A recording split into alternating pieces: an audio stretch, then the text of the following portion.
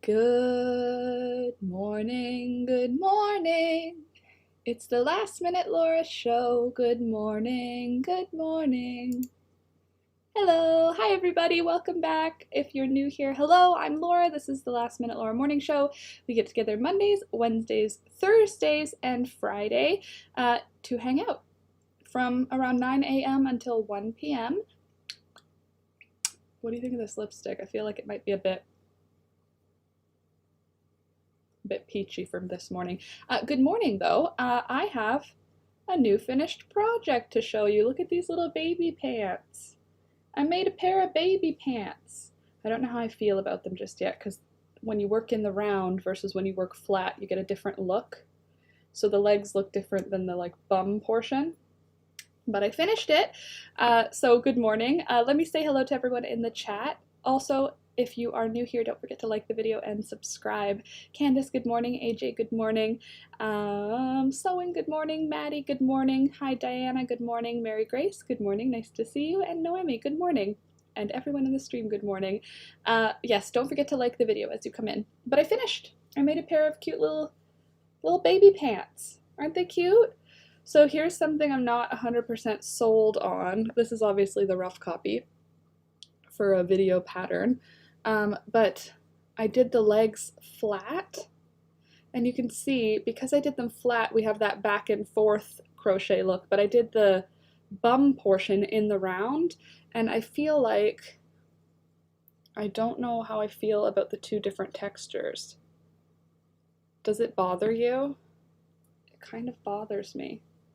Oh, a little baby in these, look at, would be for like, here's their bum, and it would be like, hello, little human. So anyway, I'm obsessed. I want to make more baby things. But this was a first copy, rough copy. It took just about one ball of yarn. For this whole project, I used one ball of Rowan. It was 100 grams of superwash wool, Rowan wool. How much? 200 meters or 219 yards. Yeah, so that's about how much it took. What about doing waist down instead? That's what I was thinking we would try today. I thought we could try again, but this time start from the waistband and then work down, and then exactly work in the round, Candace, until we get to the feet. So like work in the round until we get to there, connect the crotch, and then work in the round on the legs on the way down. But I think that's a really good first try, first little rough copy. So yeah, let's do that. We have to pick a yarn, and I have my scraps here, so we're going to use scraps because I don't want to have to have my new yarns used because I want to practice. I can't get over the space. It's so nice looking. Oh no, I'm glad you like it. Yeah, I like it too. It's nice down here. So I was hanging out last night with my grandpa upstairs, and we were just talking, and he was telling me stories. And he was telling me that he still has the first sweater that my grandma ever made for him. 60 years old. He said this sweater is 60 years old, and he still has it, and it's like new. And he said he'll get it for me. He hasn't worn it this year yet because it hasn't gotten cold enough, but he said he'll get it for me to show everybody in the stream. So look forward to that next week. You'll see the first sweater my grandma ever knitted. I'm excited to kind of inspect it up close and see what it looks like. I'm sure I've seen it before, but it'll be nice to kind of look at it in a technical way and kind of see how she went about doing it. I'm definitely excited to have a look. Okay, so let's switch this time to a smaller hook as well, I think. I don't think we should go quite tiny. Like, I don't want to do 3.5. That's too small. Let's see what I've got here. I've got 6 millimeters. If that's 3.5, then that's 4. And then that is also 4. I feel like I had a bigger one around here that was like 4.5. I need to tidy up my desk, you guys. My desk is kind of crazy. Knitted or crocheted? Knitted, most likely. I doubt it would be a crocheted sweater because she was a big knitter. And my grandpa always talks about they would be sitting in bed and watching a movie or something, and it would be, all you would hear was click, click, click, click, click, click, and that makes me think knitting also. I guess we could do, I feel like 6mm is so big, especially for baby stuff, you know? But I feel like 4mm is kind of small. I wish I had my 4.5. I feel like I had it here recently and I accidentally used it on something. Maybe that's it. 2.5, no. What is that? What are you? Let's just go for a regular old 5mm. How about that? Morning, Frida. BRB, I'm gonna make myself some lunch. Very good. I'm having Terry's chocolate oranges and tea. I already had my breakfast. Okay, so I'm gonna get started with, I guess I'll get blue. Okay, here's the 3 colors. What color should I start with? What do you guys think? Any opinions? I've got pink, periwinkle, and magenta. What color should we do? Pink, periwinkle, or magenta? I want a chocolate orange too. I wish they made vegan versions for you, Frida. I truly do, but in honor of you, here is an orange slice with a little piece of bread on the back of the plate.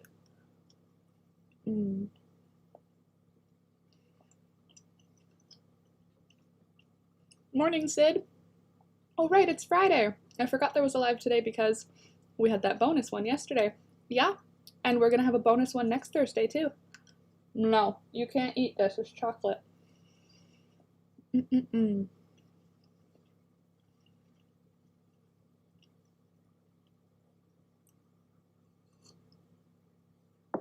Periwinkle? All right. I'm playing more Farming Simulator this morning and making a list of things I want to try modding into the new version when it drops. Cool. What does that mean? Can you explain? Modding, like how so? Into the new version of Farm Simulator? What is that? What time is it in Canada? Well, where I'm at in Canada, which is Southern Ontario, it is 9:09 a.m. Did you see that I was pretty much on time this morning? Kind of a big deal. So you're welcome. Okay, ready? Oh right, I guess I could just count how many stitches around this waist ended up, because that's about right for a baby. It stretches, I just have a string in it. So let me count. Okay. 2, 4, 6, 8, 10, 12, 14, 16, 18, 20, 22, 24, 26, 28, 30, 32, 34, 36, 38, 40, 42, 44, 46, 48, 50, 52, 54, 56, 58, 60, 62, 64, 66, 68. Really? 68? Thick? That baby is thick. Okay, so that means if we're using a 5mm hook, but we're using smaller yarn, I should probably go up. I said 66, right? So 6, 7, 8, 9, so 66. Probably will bring it up to 60. 7, 68, 69, 80, 81, 82, and then 66, 67, 68, 69, 70, 71, 72, 73, 74, 75. I think 75 will do it. I think the company supports mods for the game. I want to build a co-op small economy map and a bunch of small farmhand farming things. Oh, cool. That's cool. That's cool that you can build mods for a game. That's pretty cool. Thank you for being on time. We appreciate it. Thank you, Noemi. The game tends to be pretty big machine focused, but I really don't jive with that buy the big thing monoculture mentality. Yeah, add permaculture. So that's really cool that they like adapt for that. Like they made it to be the farm way, and then it's like you can like undo and make a smaller version. I feel like I'm leaning forward because of this chair. Good morning, Kyla. Okay, so let's start with 66 and see how big that looks first. 1, 2, 3, 4, 5, 6, 7, 8, 9, 10, 11, 12, 13, 14, 15, 16, 17, 18, 19, 20, Sorry guys, it's going to take me a minute here, as you can tell. 21, 22, 23, 24, 25, 26, 27, 28, 29, 30. 31, 32, 33, 34, 35, 36, 37, 38, 39, and 40, 41, 42, 43, 44, 44, 45, 46, 47, 48, 49, 50.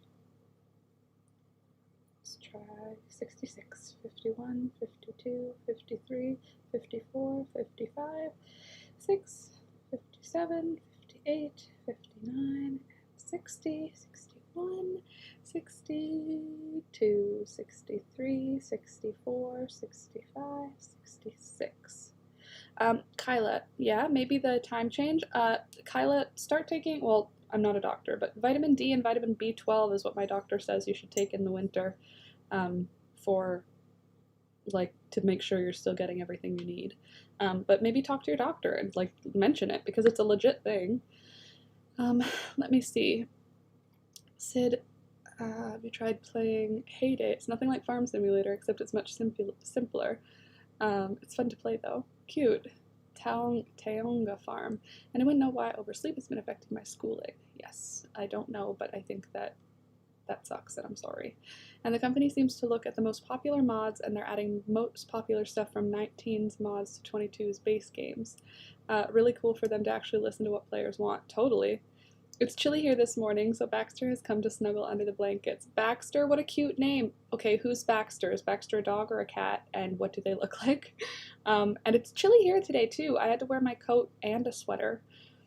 Kyla, I went to sleep yesterday at 6 p.m., but I'm still tired. I overslept up to today. Yikes, that sucks.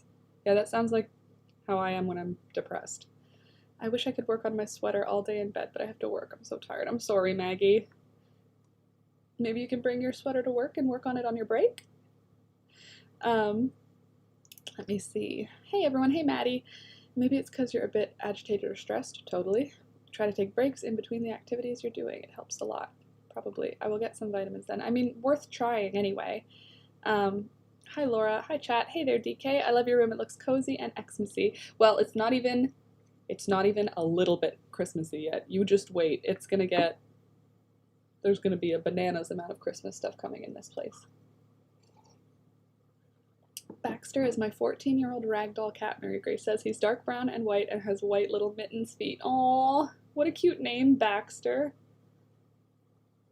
Oh, if he's 14 years old, is it because when you were a kid you watched Arthur? Perhaps? That's more than enough space for a little baby's tummy. Sophie, hey Sophie, long time no see. Long time since I visited the live. Seem to be drawn to them when I'm pregnant. Baby 2 is due in April. That's so exciting, Sophie. Oh, that's so fun. Well, congratulations. Do you know if it's a girl or a boy yet? Not that it matters, just because it's fun to dream up their life and imagine all of the fun things. Sorry, I'm trying to make sure this is not twisted. When I join my round.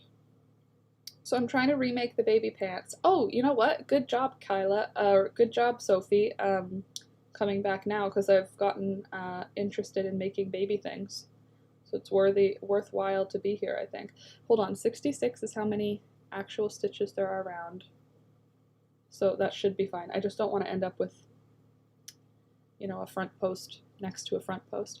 We're finding out the gender on the 26th. So excited to see Coraline as a big sis. Oh, how exciting. Oh, that's so exciting.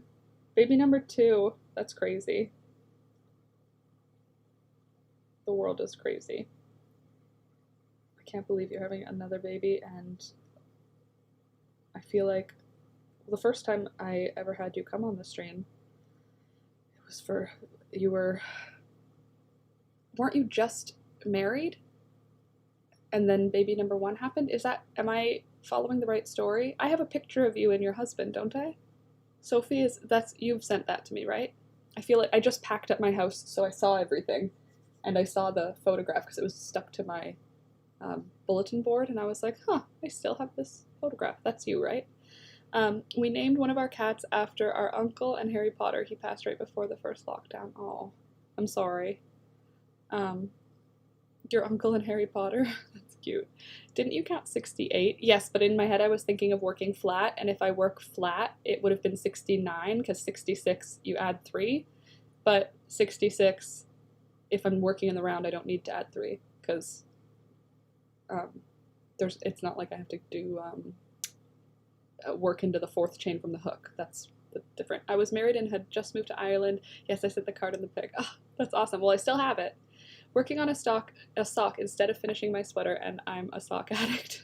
AJ.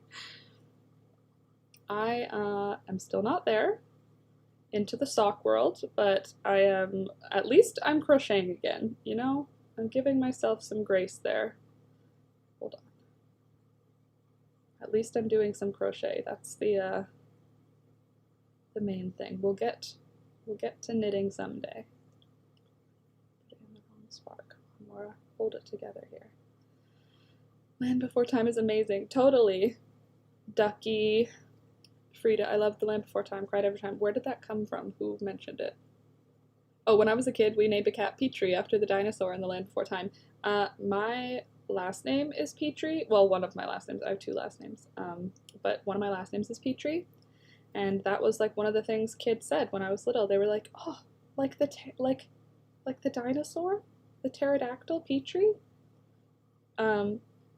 Reason his name is Petrie, because it's pterodactyl.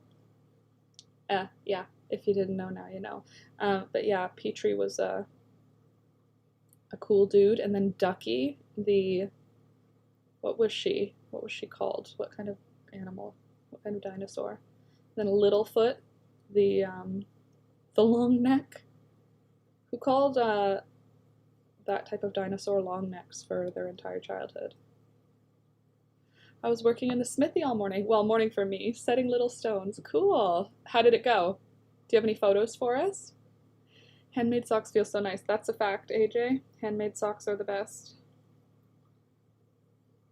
I know for a fact, with my one pair of handmade socks that I love dearly,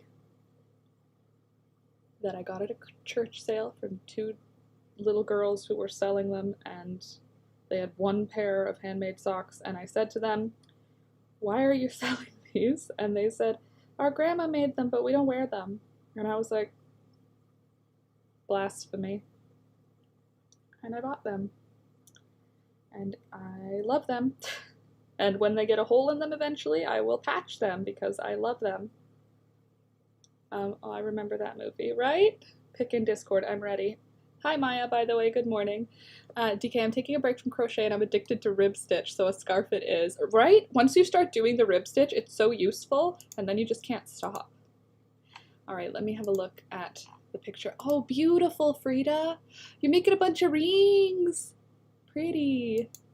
You know what, Frida, my sisters and I were talking about, for Christmas, it doesn't have to actually be for Christmas, but my sisters and I were talking about getting 3 either of the same or similar jewelry pieces. I suggested rings because I like rings and I'm not going to wear a necklace.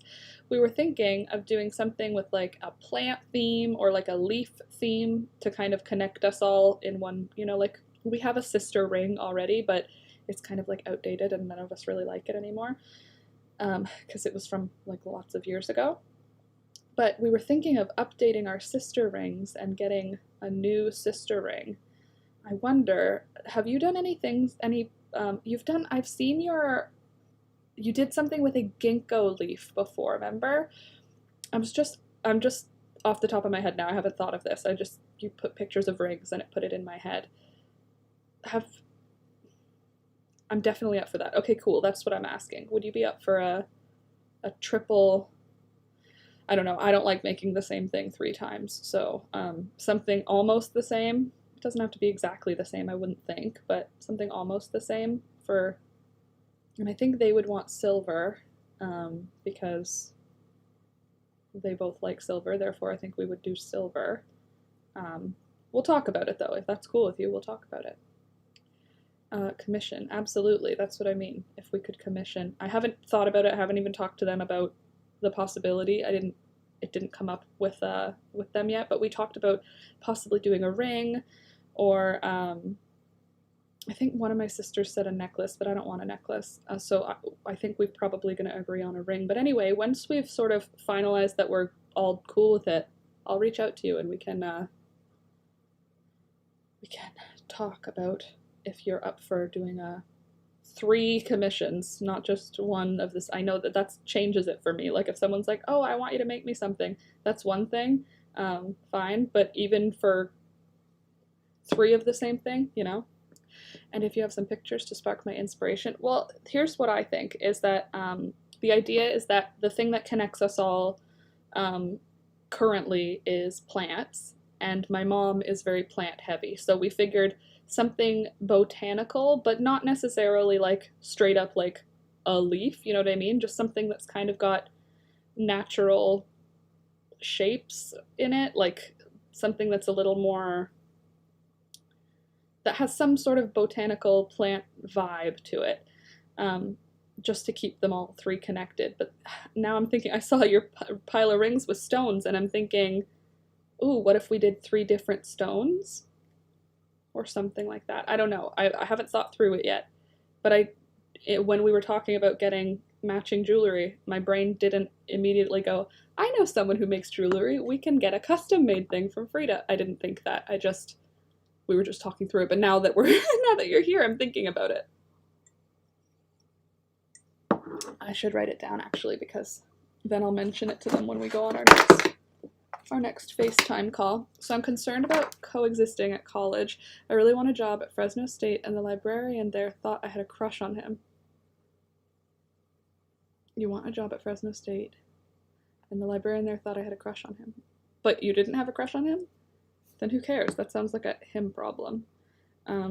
Frida Berg. Frida, what's your website called? So I can write it down so I can text it to my sisters. Anywho, yes, I get you. I'll sketch a bit. I love commissions. Making something for a specific person, love that. Yeah, and 3 specific people. That's the only thing that I don't love for it. Like, I don't know how you feel about it, but I hate making 3 of the same thing. I hate making 2 of the same thing. That's why I can't make socks, because I can't make 2 of the same thing. I hate making 2 sleeves. I love making 1 sleeve.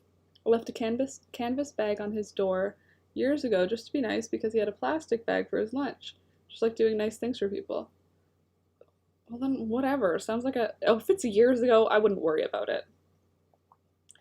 FridaAberg.com. Cool. I know it's Oberg.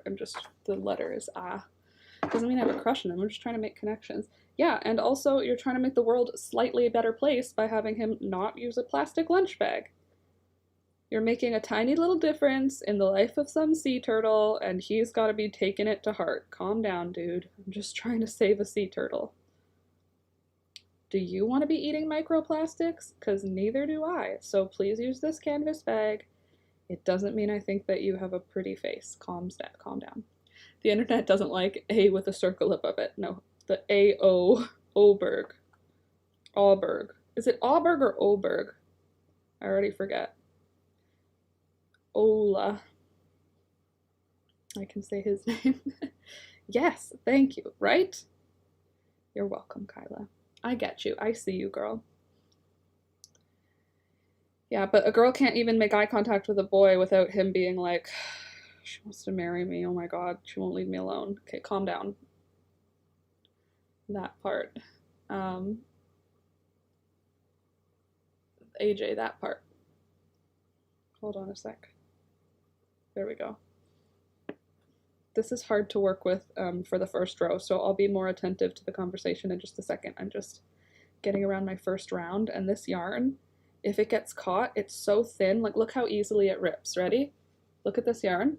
2 fingers, and it can rip. Like, it's wool, but it's like barely spun. Like, it's like very loosely spun, and it's only 1 ply. So if you pull it, it just like comes apart. So I have to be careful when I'm working in the round, on the first round, because I don't want to rip it. The A can be thought of as O, A-U-O, Paul, Alberg, Paulberg, Auberg. In Swedish, Paul's actually spelled aw, pal. The sound is long, as in Paul or poor. Well, poor and Paul are two different sounds. But thanks for trying, Frida. Thanks for teaching us English, those of us who are not great at reading sounds. I love that the Swede is who's teaching us English.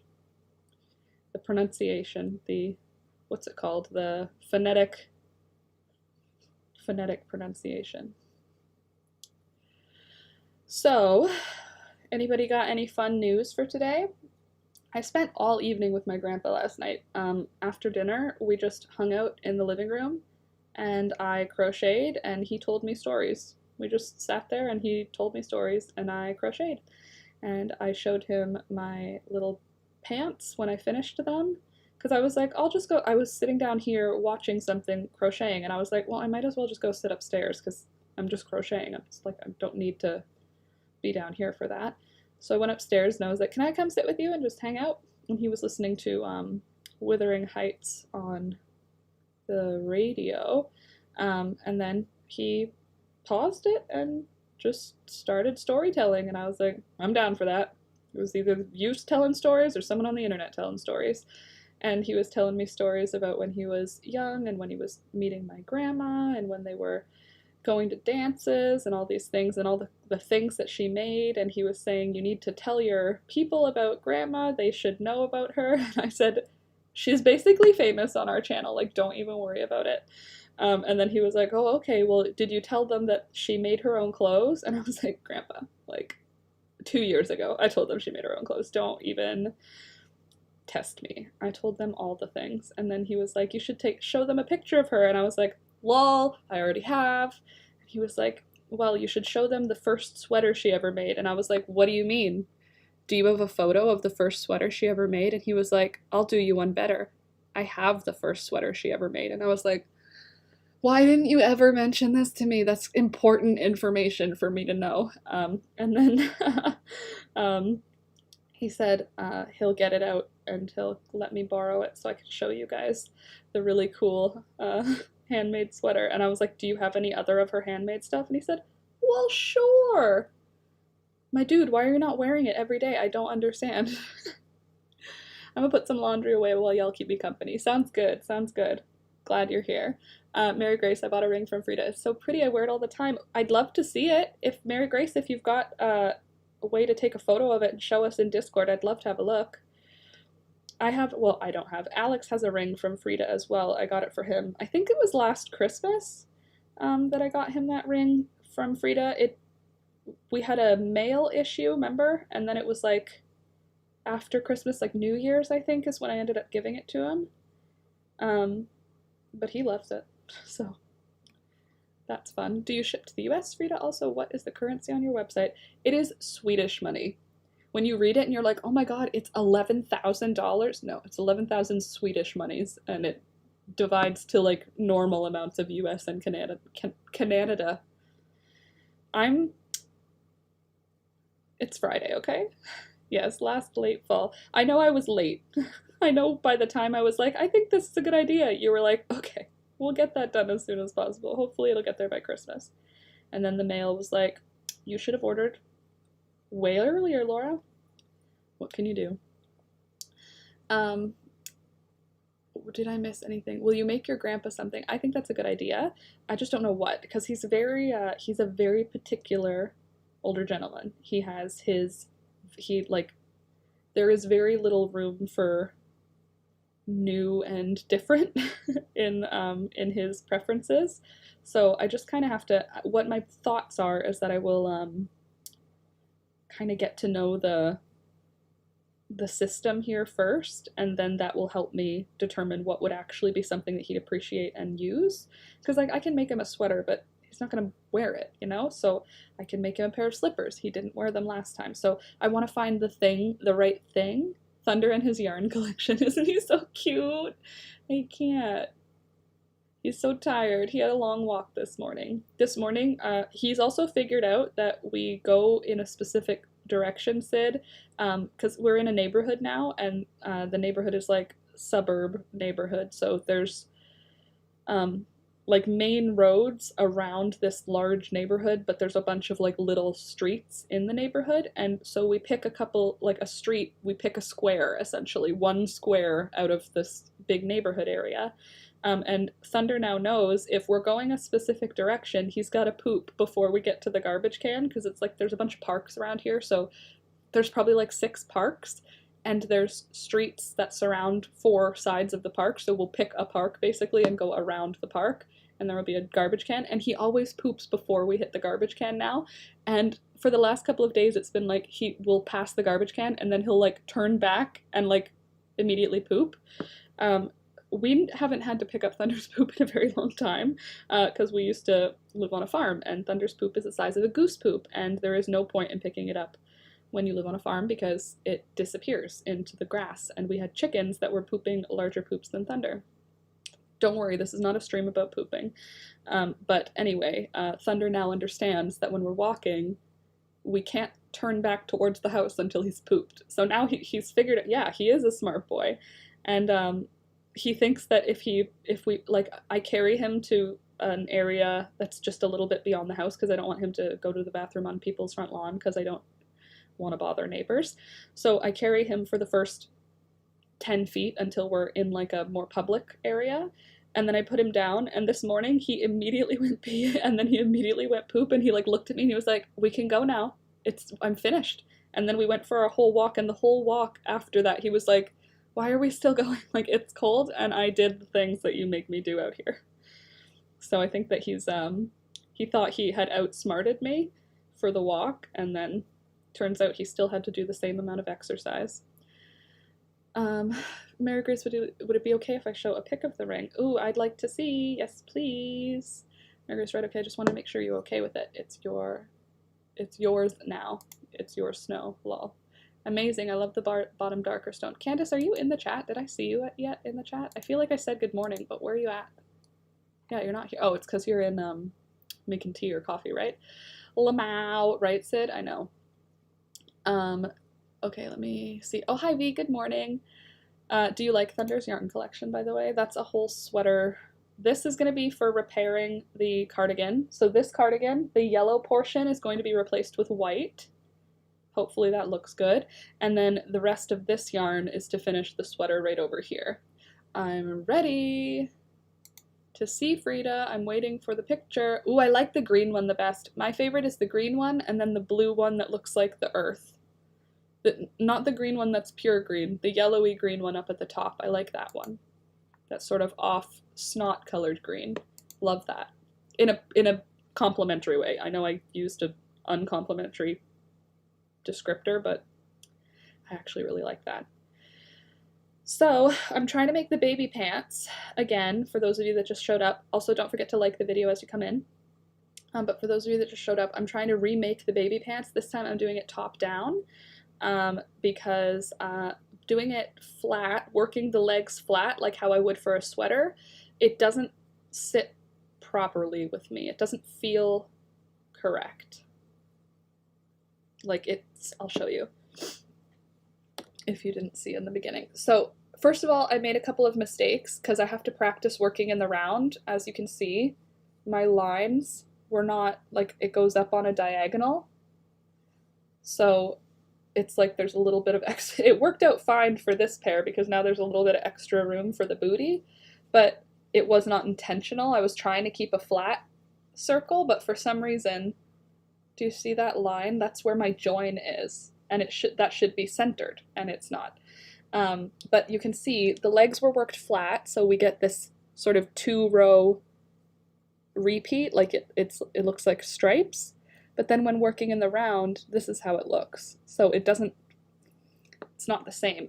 Again, it's probably fine, but I'm not, like, I would put a baby in it, don't get me wrong, but I mean, like, it's not perfect. So I want to figure out a way to make it perfect first. Okay, let's have a look, Frida. Oh, that's beautiful. I like that stone. Is that garnet? Carnelian? I don't know. I'm not a stone rememberer. There's a trick to getting your rounds to join vertically, but I'm wholly unable to describe it. Thank you, Sid. Thank you for your help. I really appreciate that. That was super helpful. Anybody else have a fun tip? I can join my rounds for front post, back post, double crochet.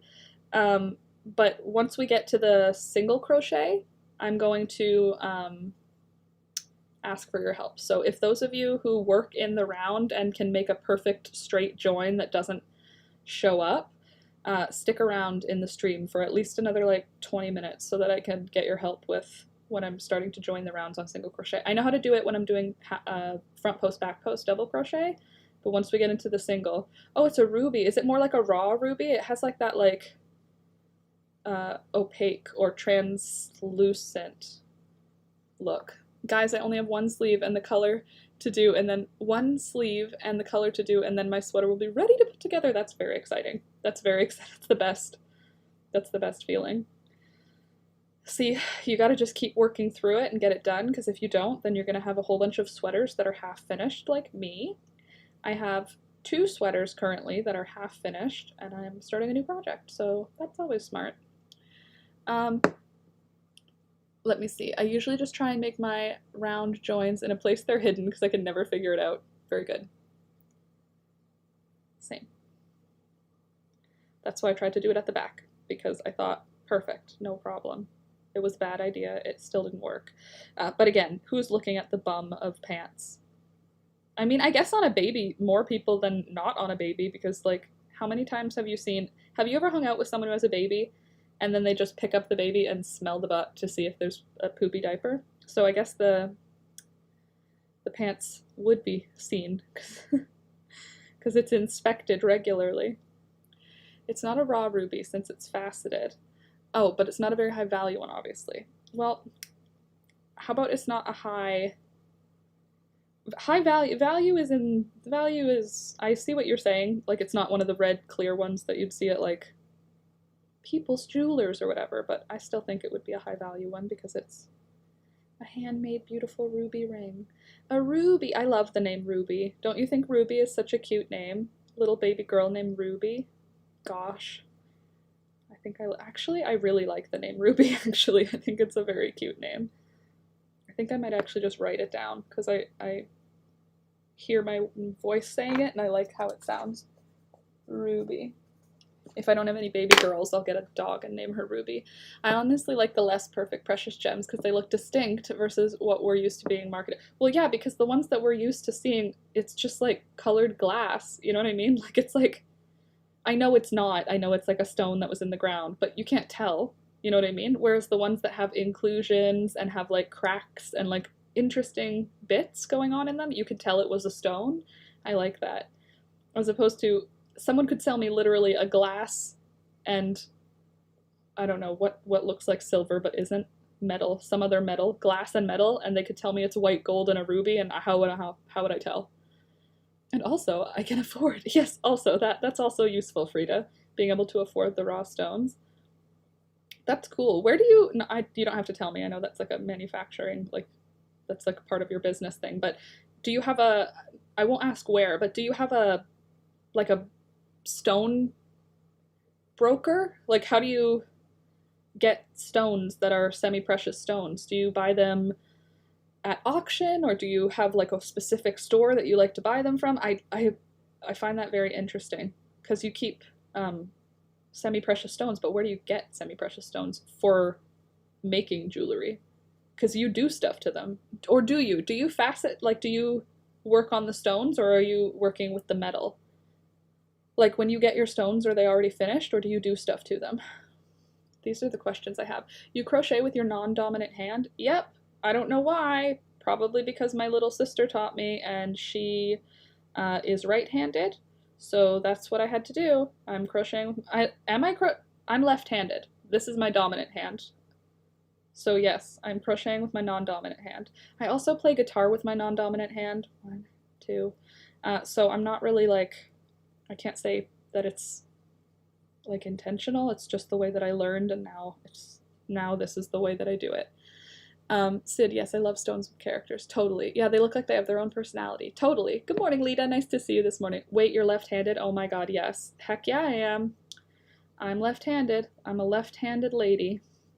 Left-handed last-minute Laura. Although not this morning, I was on time. Kind of a big deal. No, I don't do anything with the stones. That's a whole other equipment. Okay, I don't know. I'm not a doctor. I collect stones. That's what I do. You know what would be cool? If I could find a beautiful stone, send it to you in Sweden, and have you put it into a jewelry. That'd be cool. Leftness is very common in creatives. Yes, I've heard that, and I'm cool with it, and I use it as part of my identity. Well, nice to chat a little bit today. You all have a wonderful day. I need to get ready for college. Have a great day, Kyla. Don't stress too hard in class today. Maybe just bring a few colored pens and write down. Try doing your notes on handwritten notes. That might be a change. If you usually type your notes in class, maybe try handwriting with multicolored pens. That helped me stay engaged with what I was learning and also helped me feel less stress about remembering the stuff because I had written it down, and then I would be able to sleep better. I'd love to set something for you, Laura. Oh, that would be so cool. All right, well, I'll keep it in mind when I'm stone hunting, looking for a stone small enough to make into something, or like a pendant maybe, or a brooch. I'm the only lefty in my immediate family, also the only one with brown or hazel eyes. Really? I am, my older brother is left-handed also, but he's not crafty. You know what though? He's never tried to be. He doesn't have any artsy craftsy things about him, but I don't know that he's ever made an attempt to see what his creative side has. He works, he's like a crane operator. I don't know what his job title is, but he works at the same place that my dad worked, and he's it's like a full-on career job, and he went to university, got a degree in English, and then went into this other realm of job. And I wonder, I bet you, I remember when we were teenagers, he said he wanted to be a writer. I bet you he would be a good writer. I'm just old enough that the idea of taking notes on a laptop sounds so bizarre, right? Well, I was taking notes on a laptop pretty often in some of my classes, but some of the ones that I had a harder time concentrating in, I would bring paper and pens and a bunch of pens in different colors, and I found that it helped me make notes because I could doodle while I was waiting for the next thing to be said that was important. Is he hands-on about things though, or is he more, as they say, mathy? I don't know. He's older than me, enough that, and he went to a different high school than me and my sisters, because a new high school was being built while he was in high school, but before my sisters and I started high school, so we ended up going to a different high school than him, taking a bus, and then he went to university, and so it's kind of I don't know enough about him, because we weren't friends. He's my brother, but he had his friends, and I was his kid sister, right? So we weren't buddies. But I don't know if he's more mathy or if he's more hands-on creative. I really don't. I feel like that's something I would like to know about him. Hi all, sorry I'm late. Hey Tanya, good morning. I'm having a hard time. Last night, horrible acid reflux attack. That's awful. I hate that feeling. What's something that's gentle on your throat and that can help in the morning? Anybody have any good recommendations?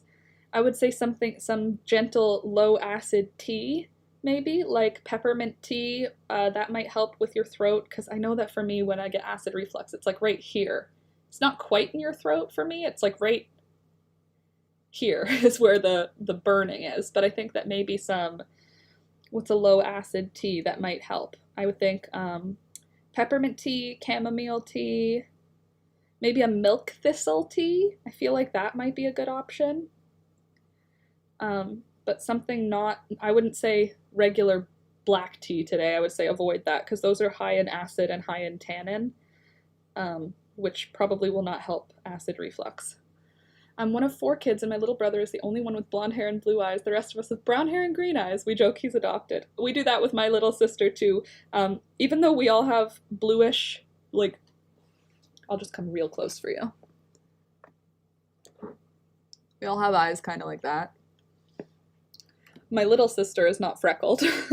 All of the rest of us have this sort of complexion, like freckled, and we have like a greenish blue sort of eye. My little sister has these pure sky blue eyes and the palest, creamiest porcelain skin. Like, I'm telling you, like, her skin is like those marble statues. It's like completely unscarred, unmarked. Like, her arms, my arms are just, they look bumpy, they look freckled, they look imperfect. You know the skin right here on the inside of your arm, like that perfect soft baby skin? Her whole body is like that, just pale, and she's just doesn't look like the rest of us, so we always joke that she's adopted. But it's funny because she looks like my dad, so it's like, obviously not, but we make the joke too.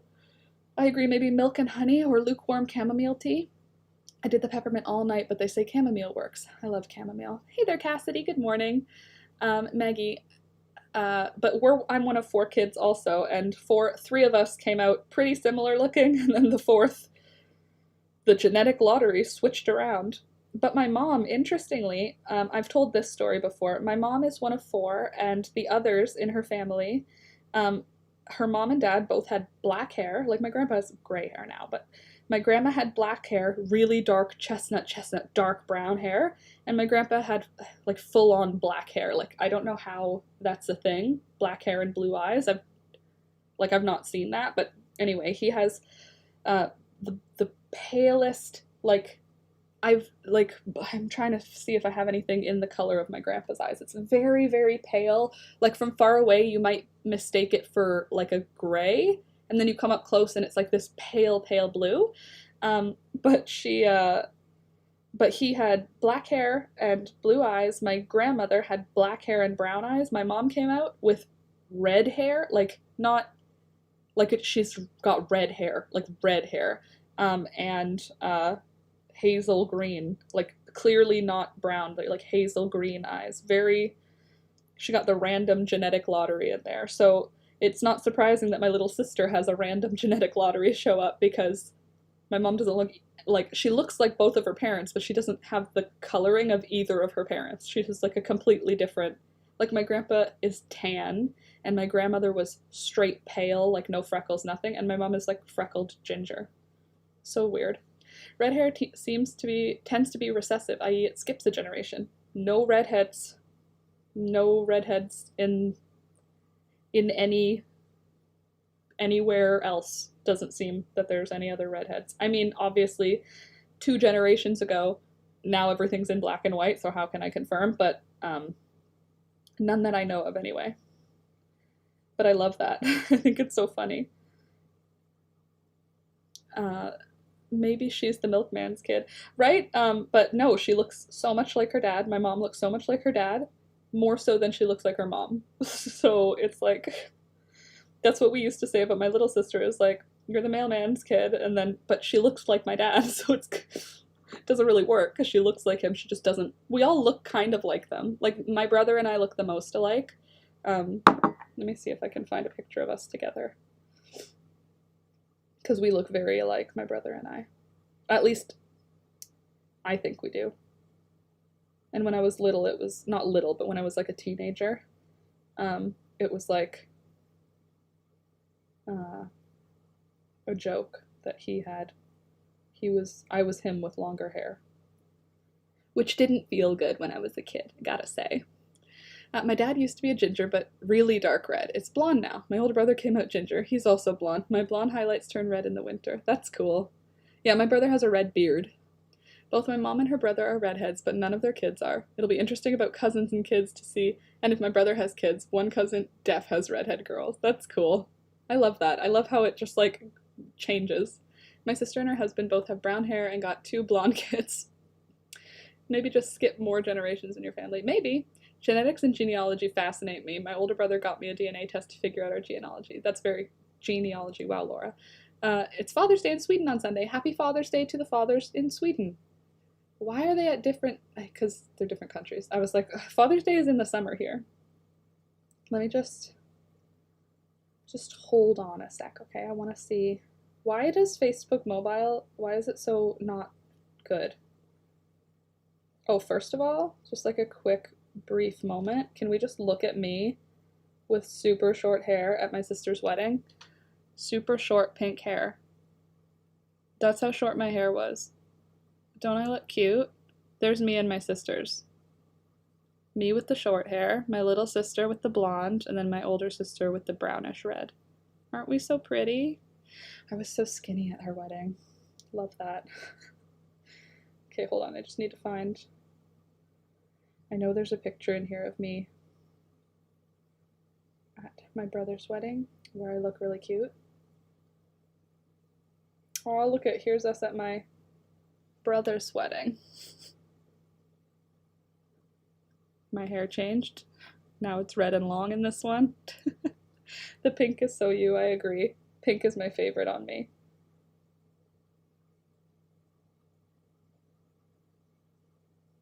Just high quality. Here's just some high quality family photo. Here's me and my siblings. That would be at like 3 in the morning after the wedding. Careful not to get toxic about your weight, Laura. No, I don't mind the way my body looks at most weights. Like, I feel like I'm pretty confident now with my body at most weights. Oh, here's a good picture of me and my brother together. This is me when I was a little thicker. Wow, that's really overexposed. Could you try a little harder there, Facebook? There we go. Aren't we cute? There's me with dark brown hair. But he doesn't look like me in that photo. Anyway, we look similar in some photos. Aren't we cute? Look at me and my siblings. Aren't we cute? We went camping one year together. Anyway. Gosh, my hair. No, I'm not toxic about my weight. I'm just aware that right now I'm thick. I don't want to say fat because I don't feel fat. I'm just definitely thicker. Like when I was at my sister's wedding, I had like some serious, like I looked like this. And like obviously like don't aspire to look like you're dying or anything, but like I think I looked good. The order is boy, girl in my family. I'm the second child. I'm the third kid, and for us it's boy, girl, girl. Softer. Yeah, that's a nicer way. I'm softer. Yeah, I have softer edges right now. Nothing wrong with that, but, you know, I like how I look when I'm a little sharper. Don't get me wrong, I still don't mind how I look now. I think I'm fine. I just, you know. So cute. You're all beautiful, and the hair went great with the dress, right? Yeah, switch up the hair to match it with whatever event we're going to. 30 pounds heavier now in my 30s than I was just a few years ago. I put on muscle, filled out as well as I've hit middle age. Very weird, but very normal. Yeah, it's weird, but it's normal. But I also fluctuate, like I know that. So like if I'm heavier than normal, I'm not worried. Because that's just means I'm in a season of where I'm eating more, and then I'm gonna go through a season where I'm not eating as much because I'm doing another thing. Like, it's not intentional. I'm not intentionally gaining or losing weight anymore. I'm just trying to be healthy enough, and whatever happens to my weight in that situation is whatever happens to it. I have a shape, yeah, round. That's I'm in shape. Round. That's the shape I'm in. It's crazy because my parents had black hair with brown eyes. I was born with hazel green brown eyes, but my hair was crazy. I was born with red, then it fell out and became blonde, then darkened to a dirty blonde. Science is so crazy. I get it though, I've been struggling with my body changes because of gender dysphoria. I feel like I've developed a mom body, which is fine, but it really, really doesn't jive with my masked gender leaning. Well, that's frustrating. Is there ways that you can dress to make yourself feel more comfortable in that shape? Like different shapes of clothing to help it lean a little more mask so that you've got more, you know, confidence in it. I got just thicker thighs and I'm fine with it because I wear tights mostly. Had to readjust to listen to my body more closely, most definitely. Which is good also that you're old enough and mature enough to notice that, like, this is what I've got, so this is how I'm gonna have to, you know, sort of figure it out. I came out with black and curly hair. It's straight brown now. I mean, the world is just a weird place, and science is crazy, and genetics are crazy, and it's interesting that we are the cumulative mix of hundreds and thousands of years of different people, so the chances of you having like a random redheaded baby or a random green-eyed baby, if that's not something that comes in your family line, it's still there. It's all still there. I love my stronger legs and thighs, and I feel like an Amazon, but some days it's just meaner than other days. I get it. Well, I don't get it. I empathize. That's what I'm trying to say. I don't want to be like, I know how you feel, because everybody feels different, but you know what I'm trying to say. Started with curly hair, and then it went straight, now it's curly again. I started with white hair, and then it stayed white until I was like 7 or 8. Then it faded to like a golden blonde, and then I started dyeing my hair when I was like 12, 13. Drag king. I thought about trying to be a drag king to vibe more with the mask side. I mean, that's a cool idea. Just to get like power out of it too, because doing it on stage is like a whole other thing. Very powerful, I think. And terrifying. Like, for me, that would be terrifying, but like, you do you. King. Okay, so we've almost made it around a few times for the waistband. It's looking a little bit big for a baby's waist, but I'll include a drawstring. I used to be a 3-season athlete. Wow. I'm stronger now than I was when I worked out. I can lift heavier things with less muscle tone. It boggles my mind. Science. You are science. In the name of being the shape you are, I'm gonna make a coffee and get a chocolate treat. Frida. Silly goose. You should get a chocolate treat though, because you deserve one. It's Friday. I was thinking if you have a piece to try that out, if you have a place to try that out, go for it. The drag community can be sure supportive if you need that. Chocolate for the win, indeed. But totally. Honestly, like most places that are from the small experience I have, LGBTQ surrounded spaces tend to be more supportive in general, so I would imagine that the drag community would be, along those lines, a lot more supportive than just like the general public. I agree. If you have a place to try it out, I would do it if I were you. Well, I wouldn't do it because I am a big baby, but if you are able, good for you.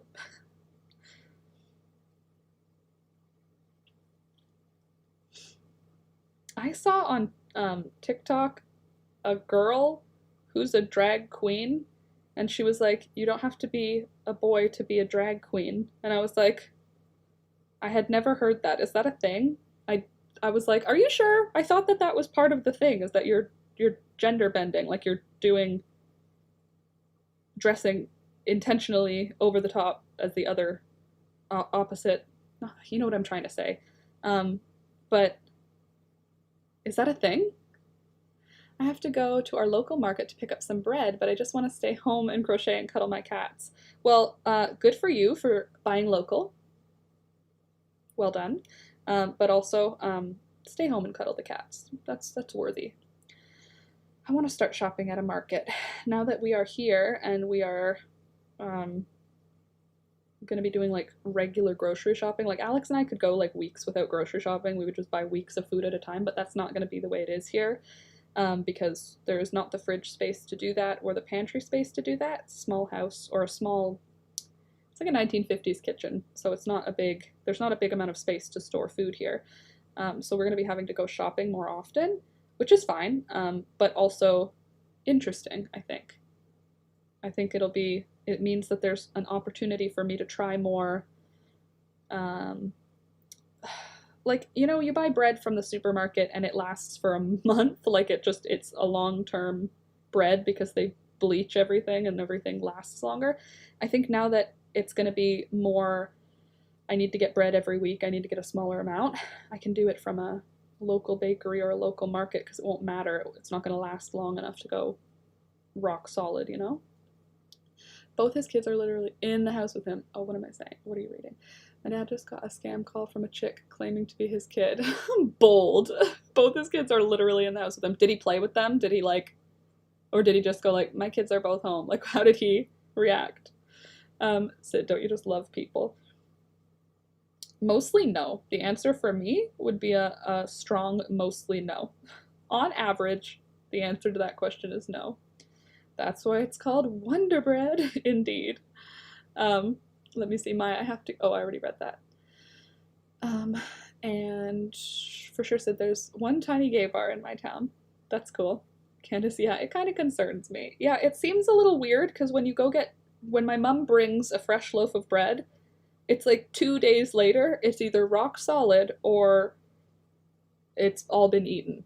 But when you get Wonder Bread, I can open it each day for 2 weeks and the last piece is still soft and white and no mold.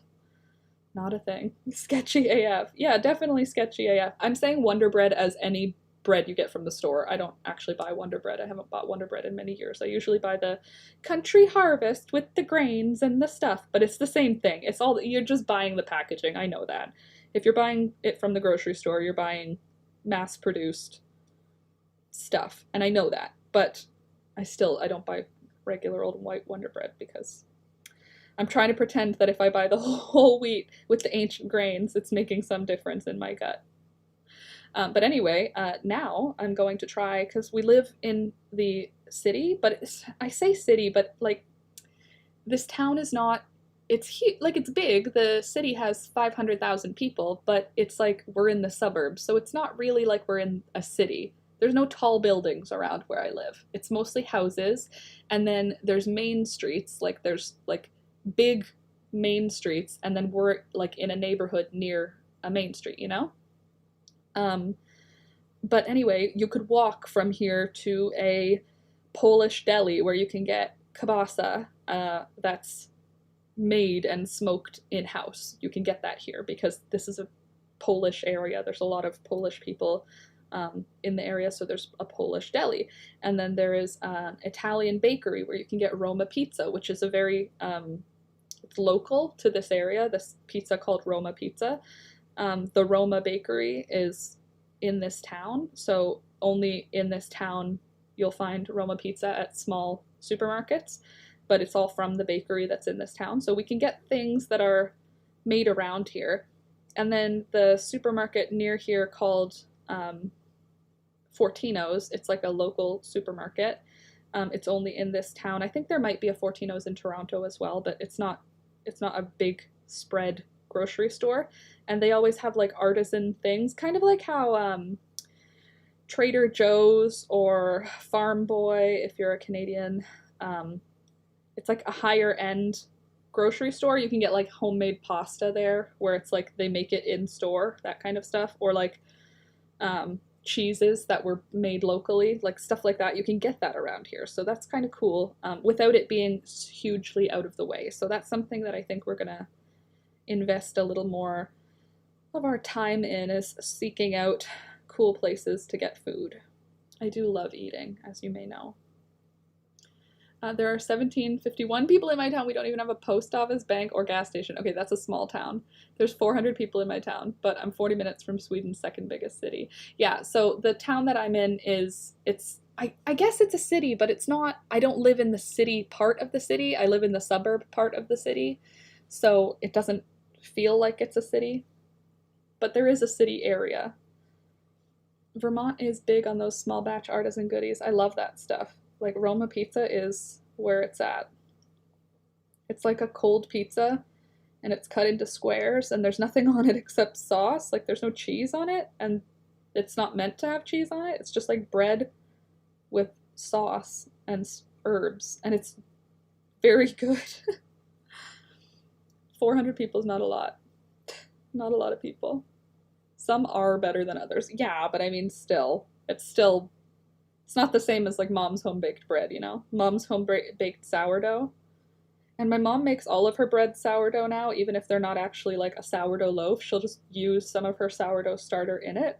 And so everything has like a bit of a funk to it, and it's fancy and tasty. Okay, so here we go. Made it around. I think this is enough rounds for a waistband for a little one's pair of pants. I feel like this waistband might be a bit big though. So Bummer, but what are you gonna do? I love sourdough. Me too. And my mom has her starter that's at least several years old at this time, but it's like her pet. She has a pet in the fridge.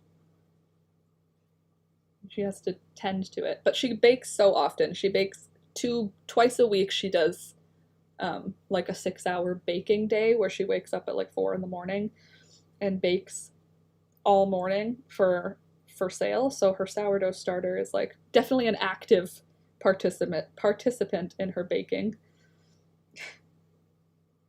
It's being attended to. I couldn't keep a sourdough alive because I don't do enough with my oven to remember to do things to the sourdough. Okay, so here's the waistband, which let me go back to those measurements in the Discord. For those of you that aren't in the Discord, you can join the Discord by joining the Patreon. It's $2 a month, and then you can join this Discord server, which you can chat outside of the stream, but also during the stream. Okay, so head circumference, that's not the one I want. Measurement in inches. Chest, waist. 3 months old, have an 18-inch waist. Where's my... So, let's see. How many inches across is that? 9 inches. Oh, okay, so that'll fit a 3-month-old. That seems big for a 3-month-old. I mean, what do I know? I don't have a 3-month-old in my life right now, but still. We're a small town, but it's grown big since we moved here. Now it's crazy busy like Tampa. Oh, you live in a small town that's gotten the people in. The people are coming. The people are coming. My town is growing too. Lots of new houses being built where there used to be forest. That's kind of sad. Okay, so now I'm going to go around in... Should I do half double crochets maybe? Because the yarn is so thin. That'll thicken up the... Yeah, I think I'll do half double crochets. I feel like that'll thicken up my... Okay, so I'm going around the circle for the first time. I've chained up. Now, do I put my hook into the first stitch, or am I skipping that first stitch and going into the second stitch? I never am sure when I'm doing this. Do you guys know? With lots, I mean like 4. Urban sprawl is heartbreaking. Yeah, and it makes it, yeah, it's a bummer. For those with no babies, you realize that the newborn head circumference means, yep. Newborn head diameter is 10 centimeters, right? That's the newborn. When you guys are in the States having babies, do they still go by centimeters when you're having, like, you're 10 centimeters dilated? Is that still a thing, or do they do you in inches? You are 4 inches dilated, ready to push. You'd go into the same stitch. That's what I normally do. You go into the same stitch? Like, I would go into that first stitch too. Okay, I'm gonna Google it, because Mary Grace, or Slinky, I think so too. Right? Okay, hold on. Crochet in the round. Where do I put my hook? I love Google for that. You just ask them a question. Starting method. I don't need to start. How to crochet a waistcoat stitch. Don't care about that. Crochet in the round using single crochet. No. Where do you insert the crochet hook?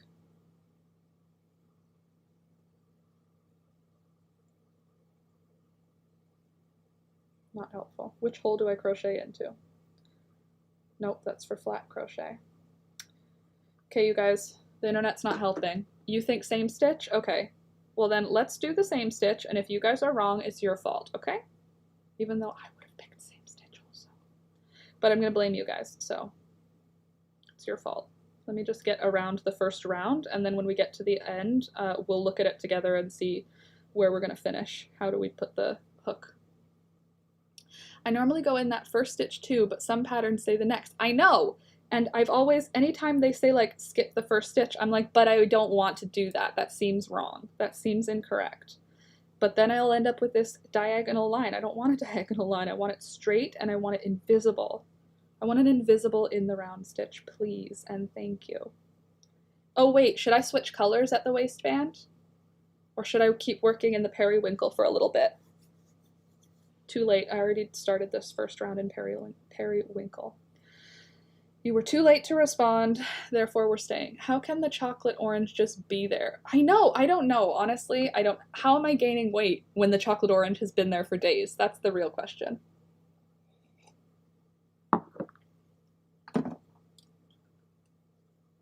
There. It's because my tea is cold. I thought I saw a snow flurry and I almost sobbed. Thank goodness it was just leaves. Right? That's happened here a few times where I'll see something flutter in the window and I'll be like, not today, Satan. We are not ready for winter here. Thank you, but no thank you. I appreciate. Actually, would it even be Satan? Satan would make it warm, wouldn't he? I usually try one, and if it doesn't work, after a couple rows, I'll take it back and no, I'm not that person, Sid. I'm not someone who, like, I literally, instead of fixing this, I finished it and then said, now let's try again. That's how I feel. If you keep walking thunder like you are, you will trim down to a more median weight. I believe that to be true because I am not an active person. So this minimal amount of activity will definitely be enough to maintain. It's weird. In the last couple of years, I've noticed that my sweet tooth has adjusted. I won't say it's faded. I'm still definitely a sweet tooth. But it's like the quantity has shifted. So even though I love, like, I literally just took a bite of a chocolate orange and put it down. Like, what am I, 40? That's not something I ever thought would be a thing for me. I used to be able to, like, literally in one sitting, I would sit and edit a video and eat the whole chocolate orange, like, without, now my mouth will not enjoy that. Like, my teeth will not enjoy that. I don't want a whole chocolate orange all at once, which is so bizarre because I used to be, like, a hound for chocolate. That jumper behind you looks gorgeous. This one here, love the autumn colors. DK, thank you. That's one that needs to be mended, so it's up there just so that it's out in front of me. But it is, it's damaged by mold or bugs or moths or something. Something damaged it, so we're going to be replacing everything yellow in this sweater, so this whole upper part is going to be replaced with this yarn down here, the white. So wish me luck on that. Also, the stress of this year has got everyone all over the place. Facts. Lol, I knew you were going to be like, ew, no. Ew, you want me to frog something? No. I've learned to put snacks in very small bowls because I will eat it all. Yep, that's a smart way to do it. What is a good idea? I find that I'll just have the snacks all around me now. There's a bag of chips near me right now, a bag of chocolate covered almonds, and a full Terry's chocolate orange. It's so gloomy and rainy today. How's the weather for everyone? Well, here it is a beautiful day. I mean, it's cold because there's no clouds, so we didn't have clouds overnight last night. Well, we had a little bit of rain in the evening and then it cleared up, so it cooled right down. It gets pretty cool when there's no clouds. It's also, it's so nice of Thunder to let you use some of his yarn. Yes, he's such a sweet boy. Also, do you see he's wrapped in the blankets that you guys made? The blue one is here and then the colorful one is underneath it. You still have the almonds there. Who are you? And they're full. I know, that's what I'm saying. If I have them available to me, I guess I'm not craving them because I can just see them all the time. I don't know. But here it is clear and chilly and sunny, and all of the leaves seem to have dropped off the trees last night. We went for the walk this morning, and the trees that were fully covered yesterday are bare this morning. So there must have been some good wind last night. Not that I heard it, but there must have been, because there is nothing on most of the trees here. Obviously there's still some leaves, but like there's a lot of leaves on the ground. It's going to be time to rake everything up soon. Okay, now I'm at the end of my round. There is room for my hook to go in one more stitch. Do I not put a stitch in that stitch and instead just join my round? Because I don't know. Or do I put a stitch in that stitch? Like, I don't know. I can't tell. You say skip or you say put it in. And I just realized I missed seeing your plants in the background. Yeah, Maya, same. I do have some plants in this room, but they're up high. Like the windows are right here and right here, so you can't really see. No, you'll be increasing. Okay, so skip it. I don't want to be increasing. We have enough room for this baby. Okay, and then we'll chain 1, and then we're going to go into the first stitch again, because you guys said so, and if you're wrong, everything will be ruined. Can you show us from the other side? Oh yeah, Slinky, let me show you. Okay, so the last stitch that I do in the round, so this is the first stitch, the chain 2 from the previous round, and then we put the half double crochet in the first stitch. Now here I am in my last stitch. My brain says there's one more space for my hook to go right here, right? But you're saying skip it and just join the round here. So I'll show you what that is. I'll join the round, and then I'll do my chain, and then I'll show you what it looks like again once it's been joined. That looks correct, right? See, I could have put a stitch right here, but I skipped that and then just joined the round. But I don't know if that's going to make a straight line or not. Slip stitch to the last stitch. You think so? I slip stitched to join the round and then chained up, but I didn't put it in that space. I think what I did on my joggers, it says, was chain up, count the chain as the first stitch, and mark it so I know where to join with a slip stitch. Yeah, well that's what I was thinking, but then you guys said to put a stitch in the first stitch. I thought the chain would count as the first stitch. So you're saying, okay, let's just put a stitch in the first stitch again. But then I feel like it's not going to go up straight. I feel like it's going to go up on an angle. I want it to go up straight.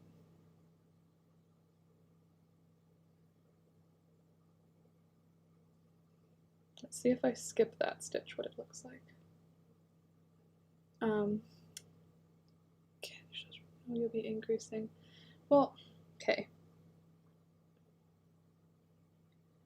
If that is gonna, let's just do it the way that we did it for that last row and we'll see what happens. A slip stitch isn't a stitch, it's a join. Yeah, slip stitch to join, that's what I did. I didn't do a slip stitch into the stitch, I did a slip stitch to join. I also wrote out the pattern. Did you patrons see? I already wrote the pattern out for the pants and I put it on Patreon. Obviously it says on the pattern, like this is not a complete pattern. I haven't tested myself yet, but I wrote out what I did for those baby pants. So patrons already have that. I need to get pictures of my bullet journal, but the lighting's crappy down here. If you're counting the chain 2 as a stitch, if not, you slip. If you're counting the chain 2 as a stitch, if not, your slip stitch goes into the first stitch. I'm counting my chain 2 as a stitch, I think. Chain up is not a stitch, it's just to get you up there. That's why you stitch in the first. Oh, I thought the chain counted as a stitch. That's why I was thinking, is it adding a stitch by putting a stitch into the first stitch? Wow, that's a lot of times to say the word stitch. Okay, I'm doing this one in half double crochet because this yarn is so thin that I think it's the only way to make it work properly. But I'll show you when we get around this round how it's joining up to see how it goes. How it's looking, I mean. Can you guys see what I'm working on? Is it okay? Is the view alright? Or should I back up a little bit so you can see what I'm doing? I thought chain up does count as a stitch. What do I know? Obviously not too much. So cold here today, but this afternoon I'm going to try to finish editing the moving vlog because I finished the eco printing video yesterday. So now I have the flower hammering video finished and the eco printing video finished. I'm going to try and finish the moving vlog today, which I don't really know how it's going to come out because it's not really a vlog like where I'm talking a lot. I just took a bunch of clips in the couple of days before we moved of the house and like the backyard and everything. So it might just be like a, I don't know what it might be. Oh, thank you, Sid. It might just be a, like a fun video. It might not have any purpose, the moving vlog, but I'm gonna try and get it finished today and see if I can make a theme happen somehow. Sometimes it does, like chain 3 can count as the first double crochet. Right, that's what I thought. I don't know. We'll see. I mean, the baby's not gonna care. My grandpa yesterday, he was like, why are you making baby clothes? And I was like, for the internet and my future nieces. And he was like, oh, are your sisters talking about having babies now? And I was like, no, but I am. And he was like, you are? You're talking about having babies? And I was like, oh, no. I'm talking about my sisters having babies. I'm ready. Well, I'm excited for the moving vlog. But it's don't get too excited because there's not a lot of talking in it. I don't know how to make it a movie yet. I haven't figured out how to take that footage. Like, I do a garden tour a couple of times in the vlog where I'm like, I'm avoiding packing. Let's go pick something in the garden. So those parts I'm talking. But for a lot of it, it's just like clips of me packing or clips of boxes, you know what I mean? Like it's not, I don't know how to make it into a movie yet. I haven't figured that part out yet. So that's going to be today's job. I've already done a rough cut edit, but I haven't figured out how to make it into a vlog. Okay, hold on. I'm at the last stitch of the round. I'm on round 2, half double crocheting. Let me just get it close so you guys can see what I'm working with. Okay, here we go. So last stitch of the round just did, hold on. You don't mind the clips with music? Okay, cool. So here's the last stitch of the round. It feels like I could put my hook here, but should I just slip stitch to this chain? So this is a chain 2, which is how I got myself up from the round.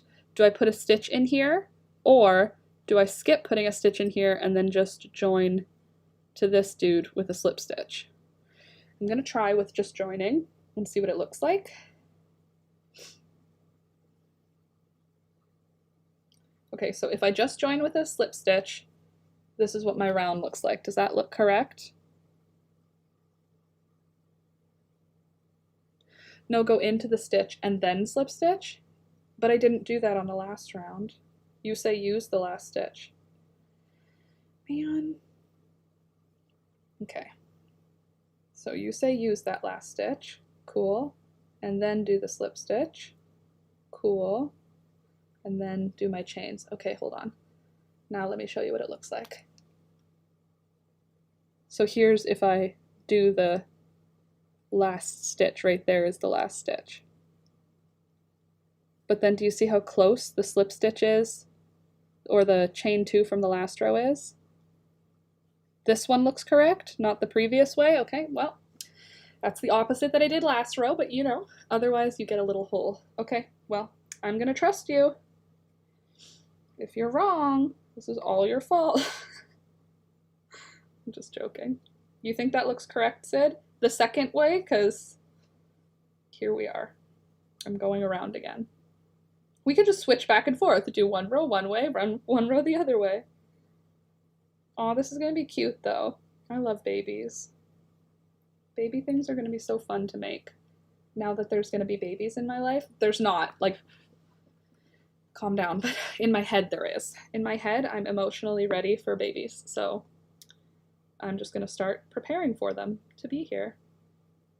Oh, also, I have a new theory, by the way.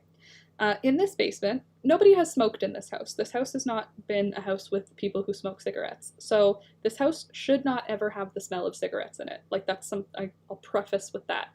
Well, while I've been sitting here, occasionally, maybe twice a day, I will get this sniff of cigarette smoke. And it's not like an old house that smells like someone used to smoke in it. It's like I can smell cigarette smoke.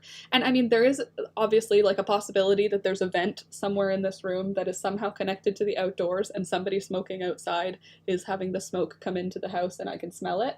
But that seems like not as fun. My other thing is I've decided it is ghosty. Don't you think? Don't you think that's more fun? But nobody smokes here, so I don't know. I don't think the neighbors smoke. I mean, I haven't seen them, so what do I know? But I keep getting whiffs, maybe twice a day, of like cigarette smoke. Do you hear my stomach? Calm down, my dude. You've been fed. I don't know why it's making such noise. But yeah, when my grandpa and grandma were young, they definitely smoked. Like at some point, I'm sure. I feel like I know that at some point my grandmother smoked. Obviously not at all when she was a mom and not at all when she was a grandma, but like before that. So like here's part of me thinking that that's the vibe, but at the same time, I guess it could just be like that. I'm getting smells from, hold on, you're going to be a great TT Laura. Aw, they're going to have so many handmade gifts. Yes, they are. Aw, TT Laura. Yeah. Slinky, it's a ghost. Well, like, what other I'm in a basement. Like, there aren't vents in here to go outside. I mean, there's windows, but they're sealed. And it smells like it's in here. When it happens, I'll catch, like, a whiff of, like, active cigarette, like, it smells like cigarette smoke. And I know what cigarette smoke smells like. And it smells like it's here, like, beside me. And then it'll disappear. Like, it smells essentially like someone is smoking in the room, and then it's gone as fast as it got here. Whereas, like, cigarette smoke takes a minute to dispel. Like, cigarette smoke is not something that disappears quickly, but it's like, I'll smell it strongly, and then it'll disappear. Which is, and a couple of times I've left the room and gone upstairs to Alex and been like, do you smell cigarette smoke? Was someone smoking? Like, what's going on? And of course he was like, no, I don't, because first of all, Alex does not have a good sense of smell. Second of all, it's only down here. It's only down in here, the room that I'm in. And yeah, so that's all. I think I might agree with Slinky if you're only smelling it only in here. Only in this room, in my seat.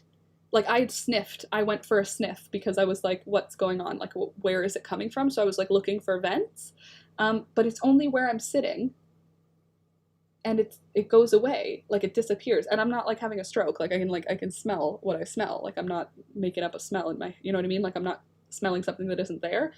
Well, I guess I could be, but yeah. So I don't know what it is, but I've had this cigarette smoke smell.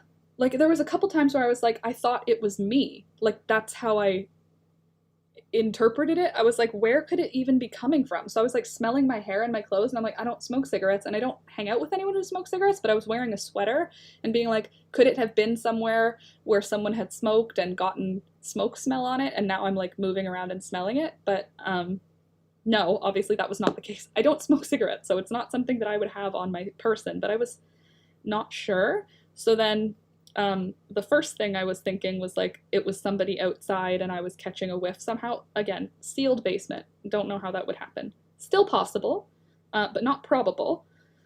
And then second thought immediately went to, it's a ghost. I have a ghost smoking in the basement with me occasionally. Yep, could be a ghost, and if you don't have to be attached to the house, could be the land from years ago, too. True. Or some other place that had someone pass that did. Maybe your grandma's making sure you guys are settling in well, and then she'll leave. I don't want her to leave. If she's making sure that we settle in well, I hope she'll stick around for a bit. I wouldn't even mind if she was straight up haunting us. That'd be cool for me. No, I think that if you're, what would you do in the like, if you were someone who smokes, right? It's like a casual thing. So like, I like to think of it like if it would be a spirit, that they're like having coffee and a cigarette with me, you know? With double crochet, count the chain as a stitch. Make sure you count your stitches as you go around, and when you get to the count, join to your beginning stitch. Make the chain up 2 versus 3 to reduce the gap. So yes, it does look like you're missing a stitch at the end of the round. She may also just be keeping an eye on your grandpa. I hope so. Well, she could keep an eye on me too, like, hello. So it does look like you miss a stitch. Good. So that's what I'm going to do from now on this project. Good. I'm doing half double crochets though. So we'll skip that last stitch and hope that it works for me. I don't need her to leave though. If she's here, she's welcome to stay. It's her house. Also, if she's here, she's welcome to stay and provide me inspiration at any time.